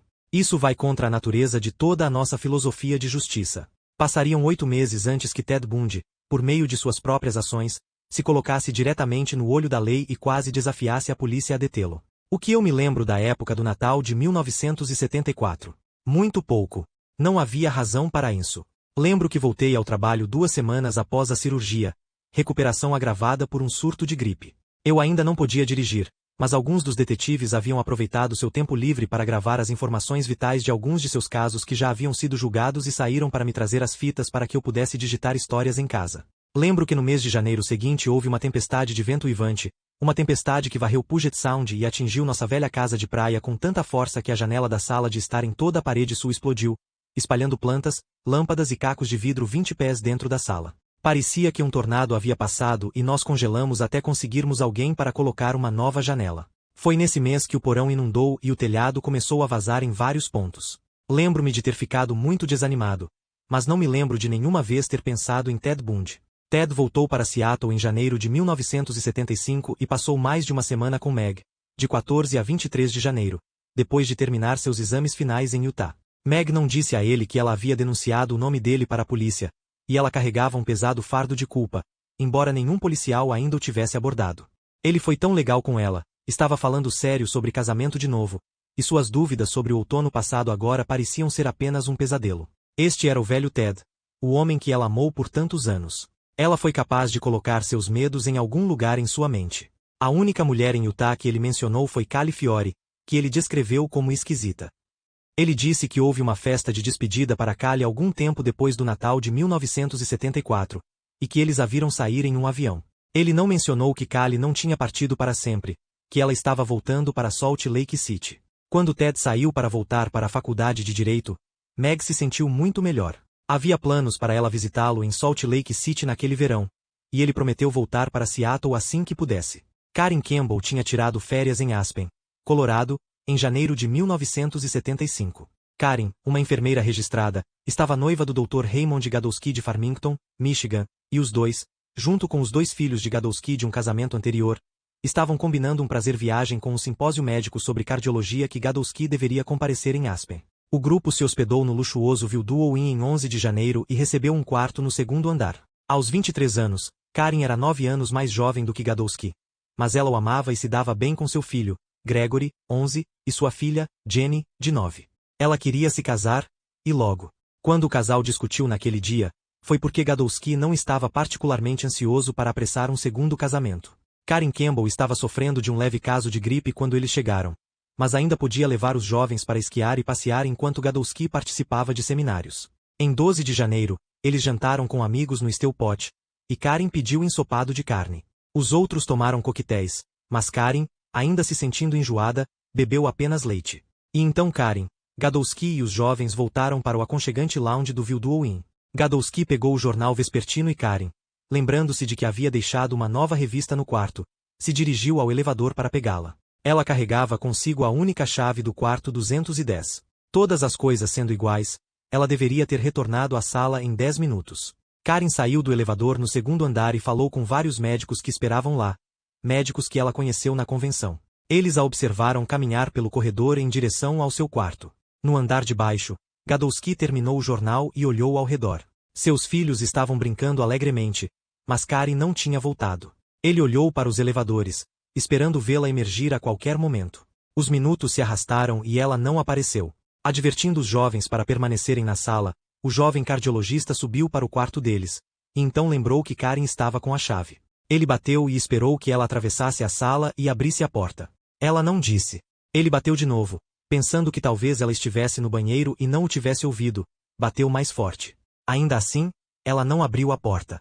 Ele sentiu uma pontada de alarme. Se ela tivesse ficado mais doente, talvez desmaiado por dentro, ela poderia ter batido com a cabeça em alguma coisa, poderia estar inconsciente. Ele correu até a mesa, obteve uma cópia da chave e correu de volta para o 2º andar. A porta se abriu e o quarto diante dele parecia exatamente como quando eles saíram antes do jantar. Não havia nenhum sinal da bolsa de Karen, e a revista que ela pretendia ainda estava no suporte ao lado das camas.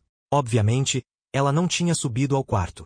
Perplexo e indeciso, ele ficou na sala vazia, a chave na mão. Então ele se virou e saiu para o corredor, trancando a porta atrás de si. Havia muitas festas acontecendo naquela noite de domingo, e ele imaginou que sua noiva provavelmente tinha encontrado alguns de seus amigos e foi induzida a parar em algum lugar para apenas um drink.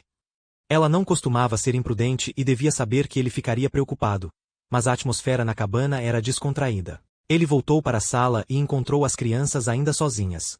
Gadowski andava de um lado para o outro, apressando-se cada vez mais rápido, de um bar a outro no amplo edifício, ouvindo o som da risada de Karen, procurando a maneira familiar como ela jogava o cabelo para trás. O barulho e o entusiasmo das pessoas ao seu redor pareciam zombar dele. Karen se foi, simplesmente se foi, e ele não conseguia entender.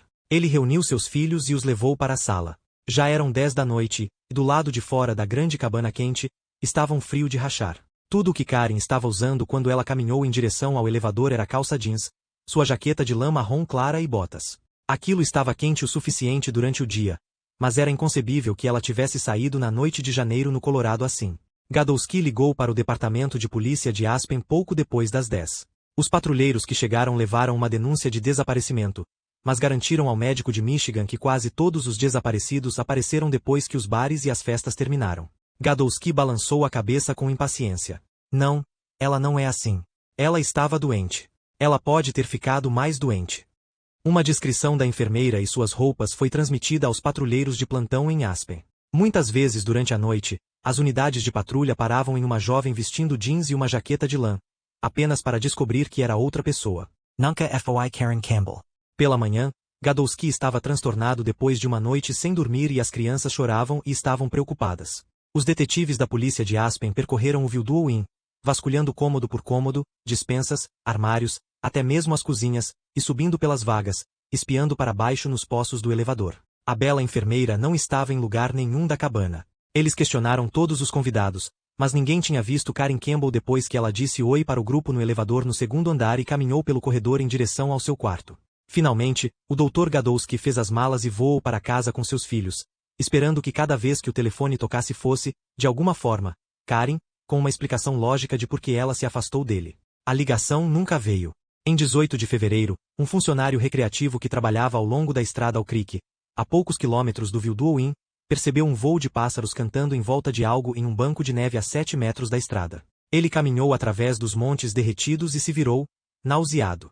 O que restou do corpo no de Karen Campbell estava lá na neve, a neve manchada de vermelho com seu sangue. O patologista Dr. Donald Clark realizou um exame post-mortem no corpo que os registros dentários verificaram ser de Karen. Ela havia morrido de repetidos golpes de instrumentos contundentes em seu crânio, e além disso, sofreu cortes profundos de uma arma afiada. Uma faca? Um machado? Não havia tecido suficiente na área do pescoço para dizer se ela havia sido estrangulada, mas seu osso hioide estava rachado. Era muito tarde para dizer se ela havia sido submetida a um ataque sexual, mas a condição nua de seu corpo apontava para o estupro como um forte motivo. Pedaços não digeridos de ensopado e leite eram facilmente identificáveis em seu estômago. Karen Campbell foi morta poucas horas depois de comer em 12 de janeiro, o que faria a hora da morte logo depois que ela deixasse o salão do Wildow Inn para subir para seu quarto. Ela nunca tinha chegado ao seu quarto, ou, se ela tinha, alguém tinha esperado por ela lá dentro. Isso parecia improvável. A sala não tinha dado nenhum sinal de luta. Em algum lugar ao longo daquele corredor bem iluminado no segundo andar do Wildow Inn, em algum lugar entre os elevadores e o quarto 210, Karen encontrou seu assassino e, aparentemente, foi com ele sem lutar. Foi um desaparecimento que lembra o caso de Georgian Hawkins em junho de 1974. Menos de 15 metros para caminhar em segurança, e em seguida, ela se foi. Uma turista californiana estava naquele corredor do Wildow Inn na noite de 12 de janeiro e vira um belo rapaz que sorrira para ela, mas ela não se importou com isso. Ela havia voltado para casa antes que o desaparecimento de Karen Campbell fosse conhecido por outros hóspedes do hotel. O inverno passou, e de volta ao estado de Washington, a neve começou a derreter e cair no sopé das montanhas Cascade. No sábado, 1º de março de 1975, 2 alunos do Green River Community College estavam trabalhando em um projeto de pesquisa florestal na Taylor Mountain, uma mini montanha densamente arborizada a leste da Highway 18, uma rodovia de 2 pistas que corta as florestas entre Auburn e North Bend, Washington. O local fica a cerca de 16 quilômetros da encosta onde os restos mortais de Janice Ott, Denise Naslund e uma terceira pessoa não identificada, talvez a quarta, foram localizados em setembro de 1974. Foi lento passar pelos amieiros cobertos de musgo, o chão atapetado com samambaias-espada e folhas caídas. Um dos alunos florestais olhou para baixo. Um crânio humano repousava a seus pés. Finalmente, Brenda Ball fora encontrada, embora fossem necessários registros dentários para verificar isso. Como haviam feito 6 meses antes, os detetives da polícia de King County ordenaram imediatamente o isolamento da área isolada e, novamente, o detetive Bob Keppel conduziu mais de 200 investigadores para a área. Homens e cães moviam-se com lentidão meticulosa pela floresta úmida, revirando pilhas de folhas e tocos podres. Denise e Janice foram encontradas a apenas alguns quilômetros do parque onde desapareceram. O crânio de Brenda foi descoberto a 30 milhas de distância da Flame Tavern. Talvez isso pudesse ser explicado pelo fato de que ela pretendia pegar uma carona até o Sun Lakes State Park, a leste das montanhas. A rodovia 18 teria sido uma rota alternativa provável para a passagem de Snoqualmie. Ela tinha entrado em um carro com o estranho com uma tipóia no braço, grata por ter feito uma carona até Sun Lakes, e ele então parou nesta região desolada, e olhou para ela com os olhos impiedosos de um assassino? A descoberta da caveira na montanha Taylor fez algum sentido macabro, mas foi tudo o que se encontrou da garota de olhos escuros. Mesmo se animais tivessem espalhado o resto de seu esqueleto, deveria haver algo mais, e não havia nada. Sem mais ossos, nem mesmo um trapo esfarrapado de sua roupa. A causa da morte era impossível de determinar, mas o crânio foi fraturado do lado esquerdo, esmagado por um instrumento rombudo. A busca sombria continuou por mais 2 dias. No início de 3 de março, Bob Keppel escorregou e caiu enquanto descia por uma ladeira lamacenta. Ele tropeçou, literalmente, em outro crânio a 30 metros daquele de Brenda Ball. Os registros odontológicos confirmariam que Keppel havia encontrado tudo o que restava de Susan Rancourt, a tímida loira coed que havia desaparecido de Ellensburg, a 87 milhas de distância. Não havia razão para Susan estar aqui neste bosque solitário. Parece que o assassino havia estabelecido seu próprio cemitério, trazendo apenas as cabeças decepadas de suas vítimas, mês após mês. Era uma suposição feia de se contemplar, mas que não podia ser ignorada. O crânio de Susan também foi brutalmente fraturado. Enquanto a busca prosseguia, as outras famílias esperavam, temendo que suas filhas estivessem na montanha Taylor, que ouviriam uma batida em sua porta a qualquer momento. Mais 15 metros da peneira tediosa das folhas molhadas, afastando as samambaias gotejantes. E havia ainda outro crânio. Os registros dentários confirmaram que a vítima era uma garota que os detetives não esperavam encontrar tão longe de casa. Era o de Roberta Kathleen Parks, desaparecido desde maio anterior em Corvallis, Oregon, a 262 milhas de distância. Tal como acontece com os outros, suportou o dano esmagador de um instrumento rombudo. O primeiro a desaparecer foi o último a ser encontrado. Linda Eale, a professora de jovens retardados, afastada 14 meses de seu quarto no porão do University District, só podia ser identificada por sua mandíbula inferior. As obturações no osso da mandíbula correspondiam aos prontuários dentais de Linda. O crânio de Linda também foi carregado para a montanha Taylor. Embora a busca tenha continuado do amanhecer até o pôr do sol por mais uma semana, não foram encontrados mais crânios, roupas ou joias. Havia algumas dezenas de pequenos ossos do pescoço, mas não o suficiente para indicar que os corpos completos das vítimas foram carregados para a floresta, e a percepção de que apenas as cabeças das meninas foram trazidas para lá, uma de cada vez, durante um período de 6 meses trouxe mais rumores de cultos, bruxaria e satanismo. A polícia de Seattle tinha um arquivo de acontecimentos ocultos, arquivo 1004. Relatórios chegaram à sitiada força-tarefa. Relatórios de pessoas que pensaram ter visto Ted em reuniões de culto. Em qualquer caso, com essa publicidade generalizada, uma série de malucos surgirão, propondo teorias que fazem o cabelo de uma pessoa comum se arrepiar na nuca. Havia rumores totalmente infundados de que as meninas desaparecidas e assassinadas haviam sido sacrificadas e seus corpos sem cabeça jogados, pesados, nas águas quase sem fundo do lago Washington. Uma vidente do leste de Washington contatou o capitão Herb Swindler e persuadiu-o a se encontrar com ela ao amanhecer no local da montanha Taylor, onde a mulher perfurou o chão com um pedaço de pau e tentou deduzir informações da maneira como ele lançava sombras. Foi uma cena assustadora e não produziu novas teorias.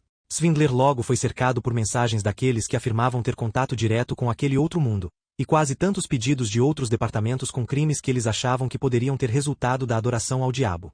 O homem era um policial prático e incomodado por seus detetives, que achavam o ângulo psíquico ridículo. Mas Swindler não parava de se lembrar da previsão astrológica que se tornará realidade em 14 de julho. Questionado se achava que o ocultismo estava envolvido, ele balançou a cabeça. Não sei, nunca soube. Os psiquiatras estavam mais inclinados a acreditar que o assassino era um homem obcecado por uma compulsão terrível, uma compulsão que o forçou a caçar e matar o mesmo tipo de mulher, repetidamente, e novamente, que ele nunca seria capaz de assassinar vezes suficientes para encontrar a solução. Na sede da polícia do condado, o capitão Nick McKee admitiu que os crimes podem nunca ser resolvidos. Os sondadores sabiam agora que Linda, Susan, Kate, Brenda, Denise e Janice estavam mortas. Eles estavam no escuro quando se tratava do destino de Donna e Georgian. Ainda havia os ossos extras do fêmur encontrados com Denise e Janice. Eles provavelmente pertenciam às mulheres desaparecidas. Era tudo o que eles sabiam. Donna Manson e Georgian Hawkins podem nunca ser encontrados. Em Utah, é o mesmo com Debbie Kent. Perdido. O nome do jogo é tenacidade, observou McKee. Analisamos 2.247 sósias de Ted, 916 veículos. McKee disse que restaram 200 suspeitos após a separação. Mas 200 ainda é um número impossivelmente grande de homens para saber tudo.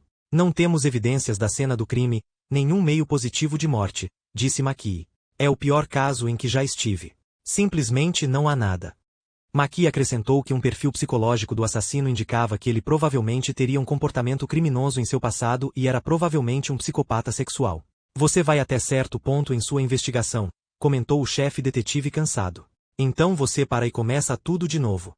O nome de Ted Bundy permaneceu na lista de 200 suspeitos.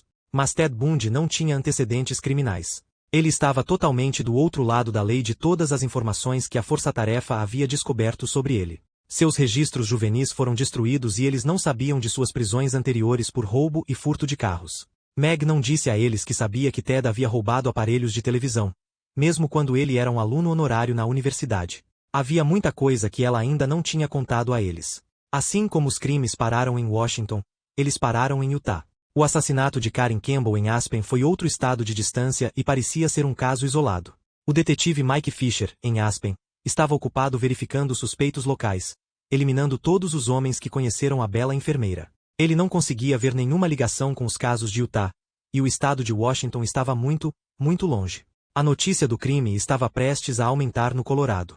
Vail, Colorado, fica a 160 quilômetros de Aspen, uma próspera cidade de esqui, mas sem o brilho, o dinheiro, as drogas e a atitude laissez-faire de Aspen. Jerry Ford mantém um condomínio de férias em Vail, e Cary Grant ocasionalmente voava silenciosamente com sua filha, Jennifer, para esquiar. Jim Soval, chefe dos detetives do Departamento de Polícia de Salem, Oregon, passa as férias de inverno lá, trabalhando como instrutor de esqui.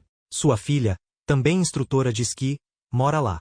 Soval respirou fundo ao lembrar-me que Julie Cunningham, de 26 anos, era uma boa amiga de sua filha, e Soval, que já solucionou tantos homicídios no Oregon, não sabia o que havia acontecido com Julie na noite de 15 de março. Aos 26 anos, Julie Cunningham deveria ter tido o mundo pelo rabo. Ela era muito atraente e tinha cabelos escuros e sedosos, repartidos ao meio. Ela dividia um apartamento agradável em Vail com uma namorada e trabalhava como balconista em uma loja de artigos esportivos e como instrutora de esqui em tempo parcial. Mas Julie não estava feliz. Ela estava procurando o único homem que ela realmente pudesse amar e confiar, alguém com quem se estabelecer. Ela tinha feito a parte de vagabundo de esqui, mas ela estava crescendo com isso. Ela queria casamento e filhos. Julie não era a melhor juíza de homens. Ela acreditava em suas falas e estava ficando desiludida.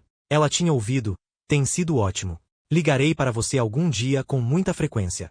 Talvez Vail fosse o lugar errado para ela estar. Talvez a aura de uma cidade de esqui não se prestasse a relacionamentos permanentes. No início de março de 1975, Julie sofreria sua última decepção amorosa. Ela pensou ter conhecido o homem que desejava e ficou emocionada quando ele a convidou para passar as férias em Sun Valley com ele. Mas ela havia sido largada de novo quando chegaram ao resort que ficou famoso pelos filmes de Son Genie nos anos 30.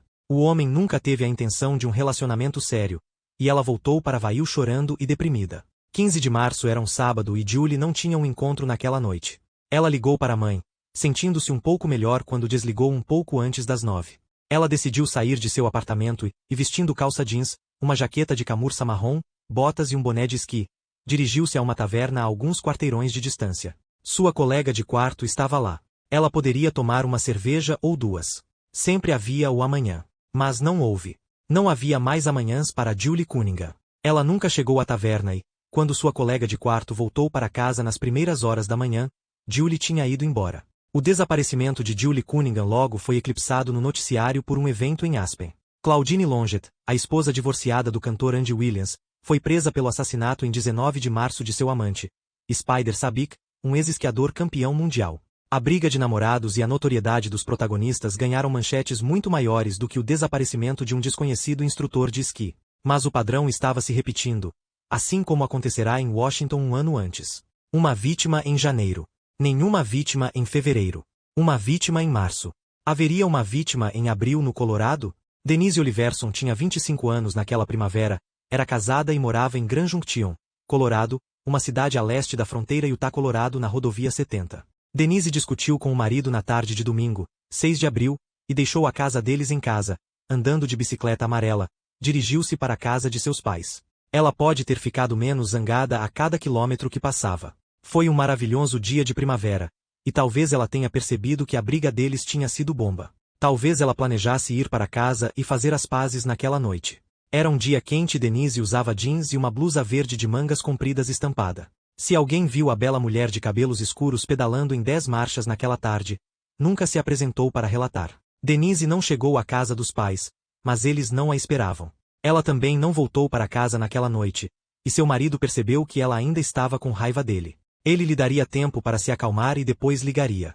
Na segunda-feira, ele ligou para os pais dela e ficou surpreso ao saber que ela nunca havia chegado à casa deles. Uma busca pela rota que ela provavelmente havia feito foi iniciada, e a polícia descobriu sua bicicleta e suas sandálias embaixo de um viaduto perto de uma ponte ferroviária perto do Rio Colorado na US 50.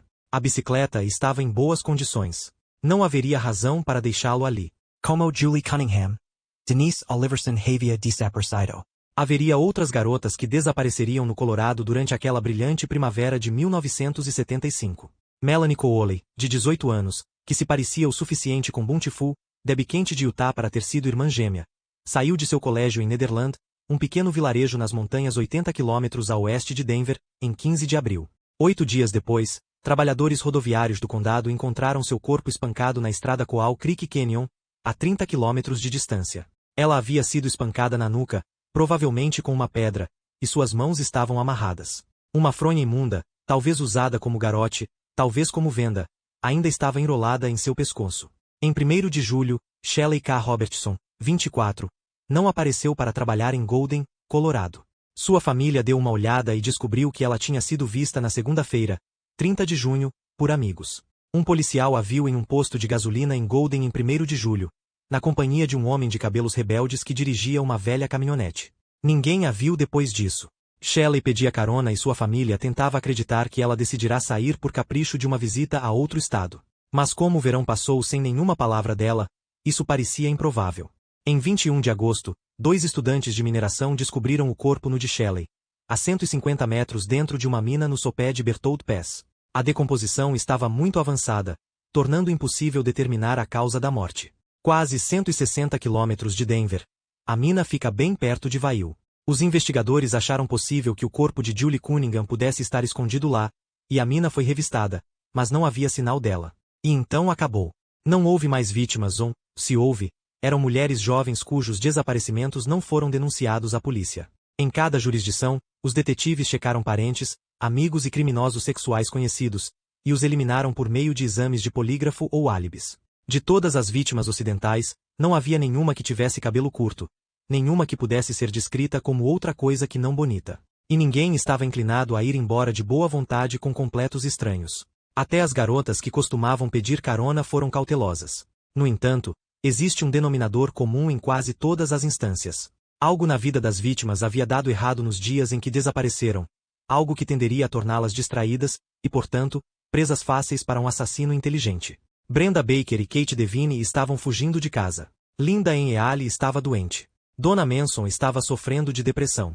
Susan Rancourt ficava sozinha no campus à noite pela primeira vez na vida. Roberta Kathleen Parks estava deprimida e chateada com a doença de seu pai. Georgian Hawkins estava extremamente preocupada em passar na final de Espanha. Janice Ott sentia falta do marido e estava deprimida naquele domingo de julho. Denise Naslund brigou com o namorado. Das mulheres de Washington, apenas Brenda Ball estava com seu jeito bem-humorado de sempre da última vez que seus amigos a viram. Mas os clientes da Flame Tavern se lembram de que ela estava preocupada porque não conseguiu encontrar uma carona para casa naquela noite. Em Utah, Carol da Ronche era uma garota ingênua e muito confiante. Laura Aime estava um pouco bêbada, decepcionada com o fracasso de seus planos para a festa de Halloween. Debbie Kent estava preocupada com o recente ataque cardíaco de seu pai e ansiosa para protegê-lo de todas as preocupações. Melissa Smith estava preocupada com o coração partido de sua amiga e provavelmente estava pensando na conversa quando ela saiu da pizzaria. As vítimas do Colorado também tinham outras coisas em mente. Karen Campbell discutira com o noivo sobre o prolongado noivado e estava doente. Julie Cunningham estava deprimida com um romance fracassado. Denise Oliverson brigou com o marido. E Shelley K. Robertson discutiu com o namorado no fim de semana antes de ela desaparecer. Os pensamentos de Melanie Cooley não são conhecidos. O conselho mais básico dado às mulheres que precisam andar sozinhas à noite é: fique alerta. Esteja ciente de seus arredores e caminhe rapidamente. Você estará mais seguro se souber para onde está indo e se alguém que o observar sentir isso. Será que o homem que se aproximou dessas jovens adivinhara de alguma forma que vira suas vítimas em um momento em que elas eram particularmente vulneráveis, quando não estavam pensando com a clareza de costume? Quase parece que sim. O animal predador e perseguidor corta os mais fracos da matilha e depois mata quando quiser.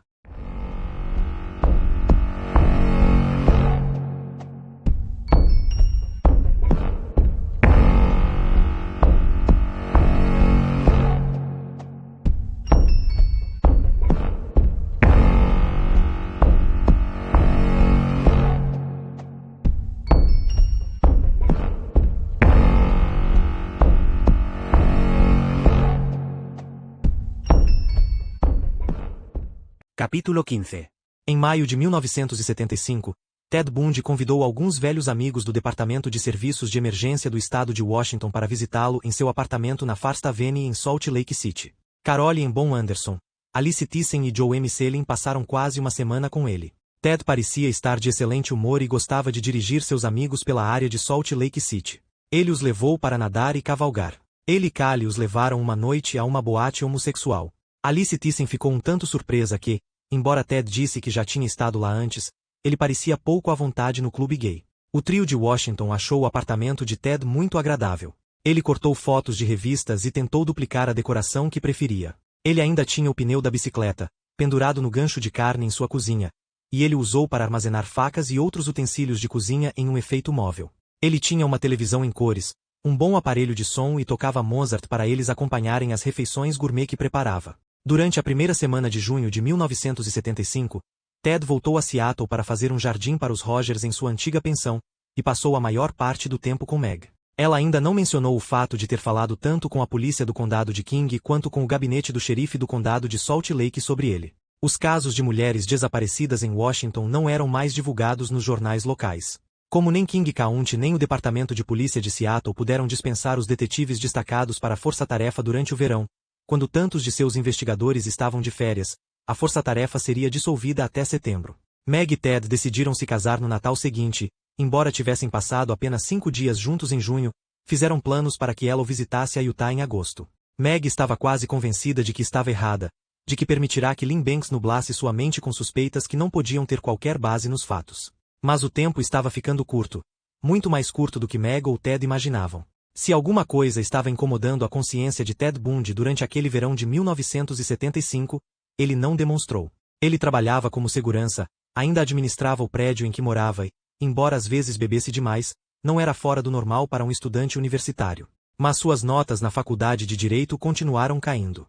Ele não estava começando a viver de acordo com o potencial de um homem com seu QI e ambição sem limites. Eram quase 2h30 do dia 16 de agosto quando o sargento Bob Hayward, um veterano atarracado e careca de 22 anos da patrulha rodoviária de Utah, parou em frente de sua casa no subúrbio de Granger, Utah. Bob Hayward é irmão do capitão Pat Hayward, o detetive-chefe de homicídios do gabinete do xerife do condado de Salt Lake, mas seus deveres são bem diferentes. Como o estado de Washington, a patrulha rodoviária de Utah lida apenas com o controle de tráfego, mas Hayward tem o tipo de sexto sentido que a maioria dos policiais de longa data tem, a capacidade de notar algo que parece um fio de cabelo fora do centro. No ameno amanhecer de agosto, Hayward notou um Volkswagen Bug de cor clara passando por sua casa. O bairro era estritamente residencial e ele conhecia quase todas as pessoas que moravam em sua rua e conhecia os carros das pessoas que costumavam visitá-los. Raramente havia tráfego neste momento, e ele se perguntou o que o Volkswagen estaria fazendo ali. Hayward jogou seus brakes para poder pegar a placa do Bug. De repente, as luzes do Volkswagen se apagaram e ele decolou em alta velocidade. Hayward saiu, dando início à perseguição. A perseguição continuou por 2 placas de par e saiu na via principal, 3500 South. Logo Hayward estava logo atrás do carro mais lento, e o Volkswagen entrou em um estacionamento abandonado de um posto de gasolina e parou. O motorista desceu e foi até a traseira do carro, sorrindo. Acho que estou perdido, disse ele com tristeza. Bob Hayward é um homem rude, Não o tipo de patrulheiro rodoviário que um velocista ou motorista imprudente escolheria conhecer. Ele olhou atentamente para o homem à sua frente, um homem que parecia ter cerca de 25 anos, que usava jeans, um pullover preto de gola alta, tênis e cabelos longos e rebeldes. Você correu 2 sinais de parada. Posso ver sua licença e registro? Certo. O homem apresentou sua identidade. Hayward olhou para a licença. Fora emitido para Theodore Robert Bundy, em um endereço na First Avenue em Salt Lake City. O que você está fazendo aqui a esta hora da manhã? Bundy respondeu que tinha ido ver The Tover em Inferno no drive-in de Redwood e estava voltando para casa quando se perdeu na subdivisão. Foi a resposta errada. O drive-in que Bundy mencionou foi na área de patrulha de Hayward, e ele dirigiu mais cedo naquela noite. The Tover em Inferno não era a imagem que estava passando ali. Enquanto o corpulento sargento e Bundy falavam, 2 soldados da patrulha rodoviária pararam na traseira do carro de Hayward, mas permaneceram lá dentro, observando. Hayward parecia não estar em perigo. Hayward olhou para o Volkswagen e percebeu que, por algum motivo, o banco do passageiro fora removido e colocado de lado no banco de trás. Ele se voltou para Bundy. Se importa se eu olhar em seu carro? Vá em frente. O sargento da patrulha rodoviária viu um pequeno pé de cabra descansando no chão na parte de trás do banco do motorista e uma bolsa aberta na frente. Ele jogou sua lanterna sobre a bolsa aberta e viu alguns dos itens dentro. Uma máscara de esqui, um pé de cabra, um picador de gelo, um pouco de corda e arame. Pareciam ferramentas de um ladrão. Hayward prendeu Ted Bundy por evadir-se de um oficial, revistou-o e algemou. Em seguida, ligou para o condado de Salt Lake para obter reforços de um detetive de plantão. O deputado da Hell Ondrak teve o 3º turno naquela noite e respondeu a 2725 W 3500 South. Ele encontrou os soldados Hayward, Fife e Twitchell esperando com Ted Bundy. Bundy afirmou que não deu permissão para revistar seu carro. Ondrak e Hayward dizem que sim. Eu nunca disse. Sim, você tem minha permissão para fazer buscas, insistiu Ted, mas estava cercado por vários homens uniformizados. O sargento Hayward, 2 patrulheiros rodoviários, 2 policiais uniformizados. Eu não estava exatamente tremendo em minhas botas, mas eu senti que não podia pará-los. Eles eram atentos e hostis e fariam o que bem entendessem. Ondrak alhu na bolsa de lona. Ele viu o furador de gelo, uma lanterna, luvas, tiras rasgadas de lençol, a máscara de esqui de tricô e outra máscara, um objeto grotesco feito de meia calça. Buracos para os olhos foram cortados na parte da calcinha e as pernas foram amarradas na parte superior. Também havia um par de algemas. Ondrak verificou o porta-malas e encontrou alguns grandes sacos de lixo de plástico verde. Onde você conseguiu tudo isso? Ele perguntou a Ted. É só lixo que peguei na minha casa. Eles parecem ferramentas de ladrão para mim, disse Ondrak categoricamente. Vou levar esses itens e suspeito que o promotor vai emitir uma acusação de posse de ferramentas de roubo. De acordo com Ondrak, Ted simplesmente respondeu, tudo bem. O Detective Jerry Thompson encontrou Ted Bundy cara, a cara naquela madrugada de 16 de agosto de 1975. Thompson, alto, bonito, talvez 5 anos mais velho que Bundy, viria a se tornar um adversário importante, mas agora eles mal se olhavam. Thompson tinha outras coisas a fazer e Bundy estava decidido a pular fora e voltar para casa. Ele foi liberado em PR, reconhecimento pessoal. Foi a primeira vez em sua vida adulta que Ted Bundy foi preso, e foi por acaso.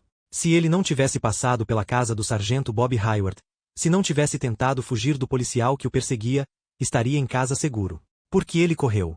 Em 18 de agosto, Thompson deu uma olhada nos relatórios de prisão do fim de semana. O nome Bundy chamou sua atenção.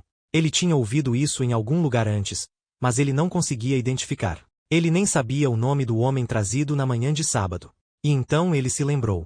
Ted Bundy era o homem que a garota de Seattle denunciará em dezembro de 1974. Thompson leu cuidadosamente o relatório de prisão. O carro de Bundy era um Volkswagen Bug de cor clara. A lista de itens encontrados no carro agora lhe parecia muito mais incomum. Ele puxou o relatório da Ronch e o arquivo Debquent. As algemas encontradas no carro de Bundy eram da marca Jana. As algemas no pulso de Carol da Ronch eram Gerocal. Mas ele se perguntou quantos homens rotineiramente carregavam algemas com eles. Havia o pé de cabra, semelhante à barra de ferro com a qual da Ronch havia sido ameaçado. Ted Bundy foi listado como tendo 5 pés, 11 polegadas de altura e pesando 170 libras. Ele era estudante de direito na Universidade de Utah, sim, foi o que sua namorada de Seattle também disse. Ele foi preso em Granger, que ficava a apenas alguns quilômetros de Mid Valley, onde Melissa Smith fora vista com vida pela última vez. Havia mais semelhanças, mais tópicos comuns na frente de Thompson do que ele já tivera em seus 10 meses tentando encontrar o homem com o Volkswagen, oficial Roselan. Em 21 de agosto, Ted foi preso por acusações adicionais. Posse de ferramentas de roubo. Ele não parecia visivelmente chateado com a prisão e tinha explicações hábeis para os itens encontrados em seu carro. As algemas? Ele os encontrou em uma lixeira. Ele usou a máscara de meia calça como proteção sob sua máscara de esqui contra os ventos gelados das pistas de esqui. E nem todos tinham pés de cabra, picadores de gelo e sacos de lixo? Ele parecia divertido que os detetives considerassem qualquer uma dessas coisas como ferramentas de roubo. Era uma postura que Ted Bundy assumiria continuamente com o passar dos anos. Ele era um homem inocente, acusado de coisas que eram impensáveis para ele. A prisão pelo sargento Hayward em 16 de agosto foi o catalisador para uma onda de intensa atividade no gabinete do xerife do condado de Salt Lake durante o final de agosto e setembro de 1975. O capitão Pat Hayward e o detetive Jerry Thompson sentiram que seu homem estava no sequestro de Daronch, e suspeitava que Ted Bundy poderia muito bem ser o homem que levará Melissa, Laura e Debbie. Ted prontamente assinou um formulário de permissão para a busca em seu apartamento na First Avenue e acompanhou Thompson e o sargento John Bernardo enquanto eles examinavam os quartos arrumados. Não foi uma busca forçada. Não houve mandado de busca listando itens específicos. Em essência, isso significava que os detetives não tinham autoridade para remover nada do apartamento de Ted, mesmo que encontrassem algo que sentissem ser uma evidência. Se eles vissem algo suspeito, eles teriam que ir a um juiz e obter um mandado de busca e apreensão listando esses itens. Thompson ergueu os olhos para a roda da bicicleta suspensa no gancho de carne e para o sortimento de facas penduradas nele. Então ele olhou para um bloco de corte. Seguindo o olhar de Thompson, Ted disse suavemente: "Eu gosto de cozinhar." Os detetives viram as fileiras de livros didáticos de direito. Poucos meses depois, um detetive de Washington comentaria comigo que os investigadores de Utah haviam encontrado um livro estranho sobre sexo na biblioteca de Ted. Quando perguntei a Ted sobre isso mais tarde, ele me disse que tinha Joy of Sex, de Alex Comfort, e eu ri. Eu também tinha uma cópia, assim como milhares de outras pessoas. Não era Kraft Tebin. Havia outros itens no apartamento, aparentemente inócuos, mas significativos na investigação em andamento. Havia um mapa das regiões de esqui no Colorado, com o Wildwood em Aspen marcado, e um folheto do Bountiful Recreation Center. Questionado, Ted disse que nunca esteve no Colorado, que um amigo deve ter saído do mapa. Ele pensou que deveria ter dirigido por Bountiful, Utah, mas sentiu que outra pessoa tinha deixado cair o folheto em seu apartamento. Thompson insiste hoje que encontrou sapatos de couro envernizado no armário de Bundy naquela primeira visita, mas quando voltou mais tarde com um mandado de busca, eles haviam sumido. Um aparelho de televisão e um aparelho de som que ele tinha visto também estavam ausentes. Se os dois detetives esperavam encontrar algo sólido para ligar Ted às vítimas assassinadas em Utah, ficariam desapontados. Não havia roupas femininas, joias ou bolsas. Depois de revistar em todo lugar, Ted concordou em permitir que fotografassem seu Fusca Volkswagen, estacionado nos fundos do prédio. Tinha amassados e manchas de ferrugem e um rasgo na parte superior do banco traseiro. Bernardo e Thompson saíram. Eles sentiram que estavam mais perto de desvendar a verdade, mas ficaram um tanto desconcertados com a atitude casual de Ted Bundy. Ele certamente não parecia preocupado. Uma das amigas de Ted em Salt Lake City era Sharon Auer. Ela o colocou em contato com o advogado John O'Connell, um homem alto e barbudo que usava um chapéu de cowboy e botas. Um respeitado advogado de defesa criminal na cidade Mormon. O'Connell imediatamente interrompeu as conversas de Ted com os detetives. O advogado ligou para Thompson e disse que Bundy não comparecerá ao escritório conforme o programado, no dia 22 de agosto. Embora Ted não falasse mais com os detetives, sua foto, junto com várias outras, foi mostrada para Carol Daronch e a professora de teatro, Jean Graham, que tinha visto o estranho pouco antes de Debbie Kent desaparecer para sempre. Passaram-se 10 meses, mas a senhora Graham escolheu Bundy na pilha de fotos quase imediatamente. Sua foto o mostrava barbeado. Ela disse que Ted Bundy era o equivalente ao homem que ela vira, e que só faltava um bigode. Carol Daronch não foi tão definitiva. A primeira vez que folheou o pacote de fotos, ela colocou a foto de Ted de lado, mas não fez comentários sobre ela. Quando Thompson perguntou por que ela havia separado aquela foto das outras, ela pareceu reticente. "Por que você puxou aquele?" Pergunta Thompson. "Não tenho certeza. Parece algo com ele. Mas eu realmente não poderia dizer com certeza." No dia seguinte, o detetive de Bountiful Irabeal mostrou a ela uma série de fotos da carteira de motorista. Nesse grupo, Ted era retratado como ele era em dezembro de 1974 e parecia bastante diferente do homem na foto tirada em agosto de 1975. Ted era um homem com uma qualidade camaleônica, sua aparência mudando drasticamente em quase todas as fotos tiradas de ele, aparentemente sem nenhum esforço consciente de sua parte. Carol olhou para o segundo conjunto de fotos. Desta vez, ela escolheu a foto de Ted Bundy quase imediatamente. Ela também comentou que ele tinha bigode quando o encontrou em 8 de novembro de 1974. A identificação do Volkswagen de Bundy pela vítima do sequestro era menos clara. Várias vezes ela vira fotos dele, quando foi levada para vê-lo, já havia sido lixado, as manchas de ferrugem pintadas e o rasgo na parte de trás do assento consertado. Também tinha sido esfregado e lavado por dentro e por fora. Ted Bundy nunca mais estaria fora da atenção constante das agências de segurança pública. Ele não estava na prisão, mas poderia muito bem estar. Unidades de vigilância o observaram continuamente durante setembro de 1975, e as rodas giravam nos bastidores. Seus registros de cartão de crédito de gasolina foram solicitados, seus registros escolares foram intimados, e provavelmente o movimento mais desastroso no que diz respeito à sua liberdade futura, os detetives de Utah entraram em contato com sua noiva, Meg Enders.